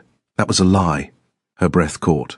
I buried it, he said, because it belonged to someone who no longer exists. The weight of that settled heavily between them. Then tell me now, Lyra said softly. Silence. Long. Heavy. Dangerous. And then, Erindor. The name echoed. Not just in the room, but through the magic itself, through the walls, through the air, through her. It meant something. She could feel it, deep in her bones. Lyra's breath slowed. "Erindor," she repeated softly. His eyes closed briefly, as if hearing it spoken again. "Hurt. That was who I was," he said. Lyra stepped closer, careful, gentle. "And now?" she asked. His gaze met hers, dark, unyielding. "Now I am what remains." Her chest tightened, because she understood that. Too well. "Erindor," she said again. This time, more certain. Something shifted, subtle, but real. "You shouldn't say it lightly," he warned. "I'm not," she replied. Silence stretched. But it wasn't hostile anymore. Not entirely. "Tell me what really happened," she said softly. His expression hardened again. "You think I lied. I think you left something out." A pause. She chose him. The words hit differently this time. Lyra blinked. "That's not what you said before." "No," he admitted. Her heart pounded. "Why?" His gaze dropped briefly, then returned. "Because it changes nothing." "It changes everything," Lyra said. A beat. "She chose him," she repeated. "Not you." Something dark flickered in his eyes. "She chose power," he corrected. Lyra shook her head. "You don't know that." I watched her walk away. The words were quiet, but they cut deeper than anything else he had said. "I felt the bond break," he continued, "not because it was stolen." A pause. "But because she let it go." Lyra's chest tightened. "And you never asked why?" she whispered. That landed. For the first time, he didn't have an answer. The silence that followed was different, not angry, not sharp, uncertain. "She died anyway," he said finally. Lyra nodded slowly. "I know." A pause. "But maybe not for the reasons you think." His gaze snapped to hers. "What are you suggesting?" Lyra hesitated. "Then, that maybe neither of you really knew her." The words hung in the air. Dangerous, but true, far in the forest. Kyle dropped to one knee, blood staining the ground beneath him. The creature loomed above him, smiling. "You still fight for her," it whispered. Kyle's grip tightened on his weapon. "I don't fight for her." A pause. "I fight for what was done to her, back in the Fey realm." Lyra stood inches from Erindor, the truth unraveling between them, and for the first time, he looked at her not as something to control, not as something to protect, but as someone who might change everything. "You are dangerous," he said quietly. Lyra met his gaze. "I told you that already." A faint, almost smile touched his lips. "Yes," he said, "you did." And somehow, that felt like the beginning of something far more complicated than either of them were ready for. War was no longer coming. It had arrived. The forest screamed. Magic tore through ancient roots as something massive crashed against Kyle, sending him skidding across the blood-soaked ground. The creature loomed again, towering, merciless, ancient beyond reason. "You do not belong here," it growled. Kyle wiped blood from his mouth, forcing himself to stand. "I'm not leaving without her." The creature tilted its head. "There is no her left for you. That struck deeper than any wound." Kyle's grip tightened on his weapon. "You don't know what you're talking about." The creature stepped closer. The ground cracked beneath its weight. "I know what she has become." A pause. "And I know what you made her." Kyle stilled. "You speak as if you were there," he said. The creature's lips curled. "I was—" Silence. Heavy, dangerous. "You want truth, Alpha?" it continued. Kyle's eyes darkened. "I already know the truth." The creature laughed, low, mocking. "No," it said. War was no longer coming. It had arrived. The forest screamed. Magic tore through ancient roots as something massive crashed against Kyle, sending him skidding across the blood-soaked ground. The creature loomed again, towering, merciless, ancient beyond reason. "You do not belong here," it growled. Kyle wiped blood from his mouth, forcing himself to stand. "I'm not leaving without her." The creature tilted its head. "There is no her left for you. That struck deeper than any wound." Kyle's grip tightened on his weapon. "You don't know what you're talking about." The creature stepped closer. The ground cracked beneath its weight. "I know what she has become." A pause. "And I know what you made her." Kyle stilled. "You speak as if you were there," he said. The creature's lips curled. "I was—" Silence. heavy, dangerous. You want truth, Alpha? It continued. Kyle's eyes darkened. I already know the truth. The creature laughed, low, mocking. No, it said. You know the version that lets you sleep at night. Kyle didn't move, didn't breathe, because something deep inside him knew that might be true. Then say it, Kyle growled. Say what you think I did. The creature leaned closer. Its voice dropped, soft, deadly. You didn't steal her. Kyle's chest tightened. She came to you. His breath caught. She chose you. The words echoed, too familiar, too dangerous. And you let her. Kyle's jaw clenched. I loved her. The creature's expression twisted. No, it said. You wanted what she could give you. Power, strength, air. The accusation burned. You think I forced her? Kyle snapped. I know you didn't stop her. That hit. Harder than anything else. Kyle staggered slightly. She was dying, he said. The words came out rough, uneven, the creature stilled. She came to me already breaking, Kyle continued. The bond with him, it was tearing her apart. Back in the Fey realm, Lyra felt it. A shift, a crack in the truth. What is happening? She whispered. Erindor's expression sharpened instantly. He's fighting something ancient, he said. Her heart pounded. No, she shook her head. It's more than that. She stepped back slightly, clutching her head. Memories, not hers, flashed. A woman, beautiful, crying. I can't survive this, the woman whispered. A bond breaking, not violently, but willingly. Pain, so much pain. I'm sorry, Lyra gasped. She left you, Lyra whispered, staring at Erindor. His entire body went still. Not because she didn't love you, Lyra continued, her voice trembling, but because she was dying. The words landed like thunder. Erindor's expression cracked. That's not possible, he said. But his voice, it wasn't certain anymore. She went to Kyle, Lyra said, because she thought it would save her. Silence. Deadly. Unforgiving. And it didn't, Lyra whispered. Erindor's hands curled into fists. No, he said, but doubt had already taken root. Far in the forest. Kyle dropped to his knees. She begged me, he said hoarsely. She said the bond with him was killing her. The creature watched him closely now. And you believed her. I had no reason not to. The roar echoed through the trees. I tried to save her, Kyle said. I gave her what she asked for. I gave her a chance to live. A pause. She carried my child because she chose to. Silence. And she still died. The truth settled. Heavy. Final. The creature stepped back slightly. Then you understand, it said quietly. Kyle looked up. You both destroyed her. Back in the Fey realm, Lyra felt tears sting her eyes. It wasn't betrayal, she whispered. Erindor didn't move. It was desperation. His breathing slowed, heavy, controlled.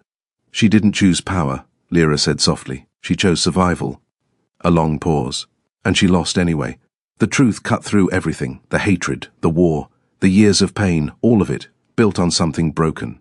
Erindor closed his eyes. For the first time, not in control, not untouchable, just human. I felt her leave me, he said quietly. Lyra stepped closer. I know. His voice cracked, barely, and I hated him for it. Lyra's chest tightened. And now? She asked softly. He opened his eyes, and something had changed. I don't know. That was more dangerous than hatred, because uncertainty could become anything. Far away. Kyle stood again. So what now? He asked. The creature studied him. Now, it said, you face what you've both become. The forest trembled. War was no longer about revenge. It was about truth. And truth was far more dangerous. Back in the Fey realm, Lyra stood between two broken kings, and for the first time, she understood. This wasn't her war, but she was the only one who could end it. Her hand rested over her abdomen, the two pulses no longer clashing, balancing, waiting. The world held its breath. The sky above the court of thorns darkened, shadows swallowing the violet glow until nothing remained but a heavy, endless dusk. Something was coming. No. Someone.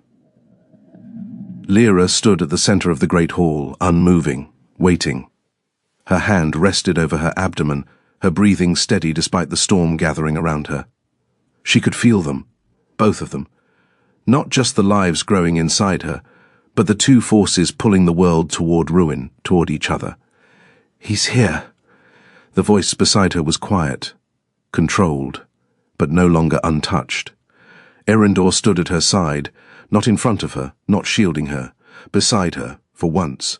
Lyra didn't look at him. "I know." The doors of the court trembled. Magic crackled along their edges. Then they exploded inward. Power crashed into the hall like a tidal wave. Wild, raw, familiar. Kyle stepped through the Razrushani, his presence cutting through the Fey court like a blade. Behind him, wolves, warriors, bloody, unyielding. The Fey answered instantly. Shadows rose, weapons formed, magic sharpened, but Lyra moved first. "Stop!" the word rang out. Not loud, but absolute, something in it, something ancient. Commanded the room. Everything froze, not out of fear, but recognition. Lyra stepped forward, between them, between war and ruin. Kyle's eyes found her instantly, and for the first time, he faltered. Lyra. Her name sounded different on his lips now. Not ownership, not dismissal, something else, something heavier. "You shouldn't be here," he said. A faint, almost bitter smile touched her lips. "Funny," she said. "I was told the same thing when you threw me away." The words struck, clean, precise. Kyle flinched, barely, but enough. "I didn't—" "Don't," she cut him off. Her voice wasn't angry. That would have been easier. It was calm. "I know why you did it." Silence fell. "And I know what you thought you were protecting," she continued. Kyle's jaw tightened. "You think this changes anything?" he asked. Lyra stepped closer. "No," she said. "A beat. It explains everything." Behind her, Erindor moved. The shadows followed him. "You dare stand in my court," he said, his voice low, dangerous, ancient. Kyle's gaze snapped to him. "I should have killed you years ago." "And yet," Erindor replied coldly, "you failed." The tension snapped tight. Magic surged. The ground trembled. "Enough!" Lyra's voice cut through them both. She turned, facing them, not as something caught between them, but as something above the conflict. "You both lost her," she said. Silence. "You both failed her." The truth burned. Kyle's expression darkened. Erindor's hands clenched. "And now you're about to destroy everything she died trying to protect. That landed."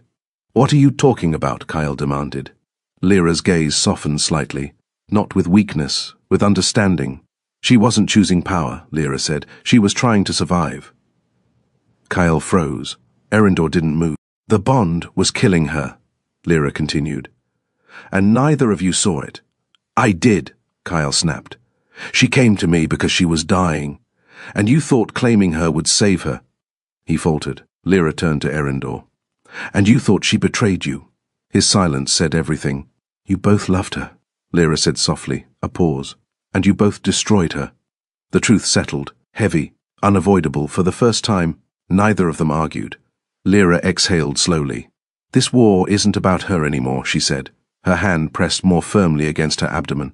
"It's about your pride." The pulses responded, strong, bright, alive, and then the power erupted. Light and shadow burst from her in a wave, not violent, but overwhelming. The entire court bent around it. Magic answered. Reality shifted. Kyle staggered. Erindor stilled. Lyra's eyes glowed, not just with Fey power, not just with something ancient, but with something new, balanced. "They're not divided," she said softly. The pulses inside her moved. Together. "They're both—" Silence fell. "What are they?" Kyle asked hoarsely. Lyra met his gaze. "Then Erindor's." "An end," she said. A pause. "And a beginning." The power settled slowly. The room exhaled. "No more war," Lyra said. Kyle's jaw tightened. "You think it's that simple?" "No," she said. Her gaze shifted to Erindor. "But it starts with a choice." Silence stretched, long, heavy. Then Erindor stepped forward. The shadows receded. His gaze met Kyle's, and for the first time, there was no rage, only something far more difficult. Understanding. "She deserved better," Erindor said. Kyle swallowed. "She did." A pause. "And so does this world." The words were quiet, but they changed everything. The tension broke, not completely, not cleanly, but enough. The war ended, not with blood, but with truth. Lyra exhaled, her body finally relaxing, and then the pain hit, sharp, sudden. She gasped. Erindor was at her side instantly. Lyra. Kyle stepped forward. What's happening? Lyra's breath trembled. They're coming. The world stilled, and then light. Not blinding, not violent, but powerful. Two pulses, two forces, becoming. The future, unwritten. Erindor's hand found hers, steady, certain. Kyle stood just beyond, watching, not reaching, but not turning away, and Lyra, at the center of it all, closed her eyes. Not as the rejected mate, not as the broken girl, but as something more, something new, something powerful enough to change everything. And as the first cry echoed through the court of thorns, the world began again. Epilogue. Years did not pass. They softened. The court of thorns no longer felt like a place of war. It breathed now, laughed, lived. Sunlight filtered through silver-leafed trees, spilling gold across the courtyard where two small figures ran wild and free. "Faster!" the girl shouted, her laughter ringing like bells. "You cheated!" the boy snapped back, though he was already chasing her again. They were chaos. Beautiful, unstoppable chaos. Lyra watched from the balcony, her lips curved into a quiet smile. Her hand rested lightly against the stone railing, her body relaxed in a way it had never been before. Peace looked good on her. "They get that from you." The voice behind her was warm, amused, familiar. She didn't turn. "You mean stubborn?" she replied. A soft chuckle brushed the back of her neck before arms slipped around her waist, pulling her gently back against a solid chest. "Relentless," he corrected. Lyra leaned into him instinctively. "Dangerous. Mine," he murmured. She turned slightly in his arms, raising a brow. "Careful," she said. "We've had this conversation before." His lips curved slowly. "Yes," Erindor said. His name no longer felt heavy. It no longer carried only grief. Now, it belonged to this man, the one standing behind her, the one who had learned how to love without control. His hand slid to her abdomen out of habit, even though the children were long since born, even though the life they had created now ran freely through the world outside. "They're strong," he said quietly. Lyra's gaze softened as she watched the twins. The girl moved like shadow and light intertwined, quick, clever, unpredictable. The boy, calmer, but no less powerful. His presence steadied the space around him. "They're balanced," Lyra said. Erindor pressed a kiss to her shoulder, slow, intentional. "They're ours," the words wrapped around her heart. "Not possession, not claim, belonging. And yet, they're also his," Lyra said gently. Erindor didn't tense, didn't pull away. "That was the difference." "I know." A pause. "And I don't hate that anymore." Lyra turned fully this time, studying him. "You've changed," she said softly. A faint smile touched his lips. "So have you." Their foreheads rested together, the world quieted around them. And then, "You're supposed to be getting ready." Lyra groaned softly. "I am ready. You're barefoot. I like being barefoot." Erindor's gaze darkened slightly. "You're also about to become my queen in front of every realm that once wanted us dead." Lyra smiled slowly. "That sounds like their problem." He huffed a quiet laugh. "You're impossible." "And yet," she whispered, brushing her lips just barely against his, "you're still here." His hand slid up to her jaw, tilting her face fully toward his. "Always. This time," he kissed her properly, not rushed, not desperate, slow, deep, intentional. The kind of kiss that spoke of years, of trust built piece by piece, of passion that had never faded, only deepened. Lyra melted into it, her fingers curling into his shirt as she pulled him closer. The world could wait. It always could. A loud groan shattered the moment. "Seriously?" They broke apart. The boy stood at the edge of the balcony, arms crossed. "You said no kissing when we're around." The girl appeared beside him, grinning. "I didn't say that. You didn't have to," he muttered. Lyra laughed. Erindor sighed. "This is what we created." "Be grateful," Lyra said sweetly. "They could have been worse." "They still might be," he replied. The girl beamed. I heard that. Good, Erindor said dryly. Lyra shook her head, stepping away from him and walking toward the children. Come here, she said, kneeling slightly as they ran to her. Two small bodies collided into her. Warm, alive, everything. Are you ready? She asked them. For what? The boy asked. Magic? More important, Lyra said. The doors behind them opened and the world shifted again.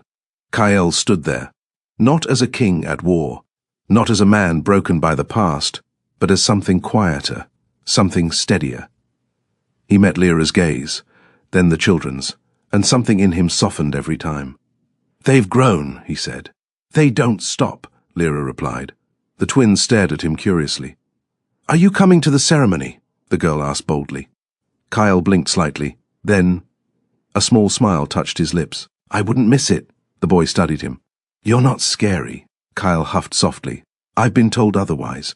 Lyra met his eyes, and for the first time, there was no pain there, only acceptance, and something like peace.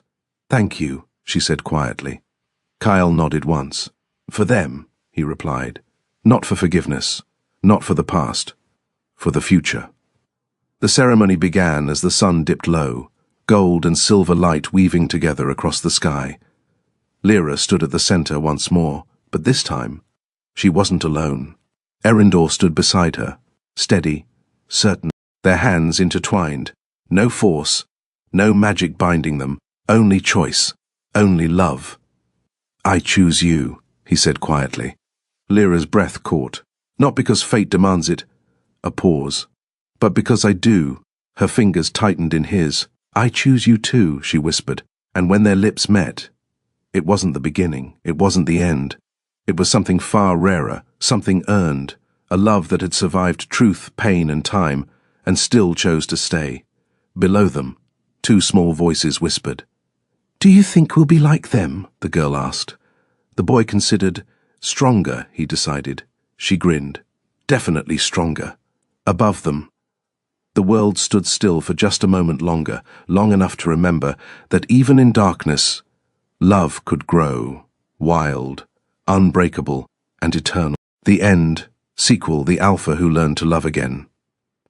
After losing his mate and watching her build a new life with the powerful Fey King, Alpha King Kael is left with a kingdom restored, but a heart still fractured.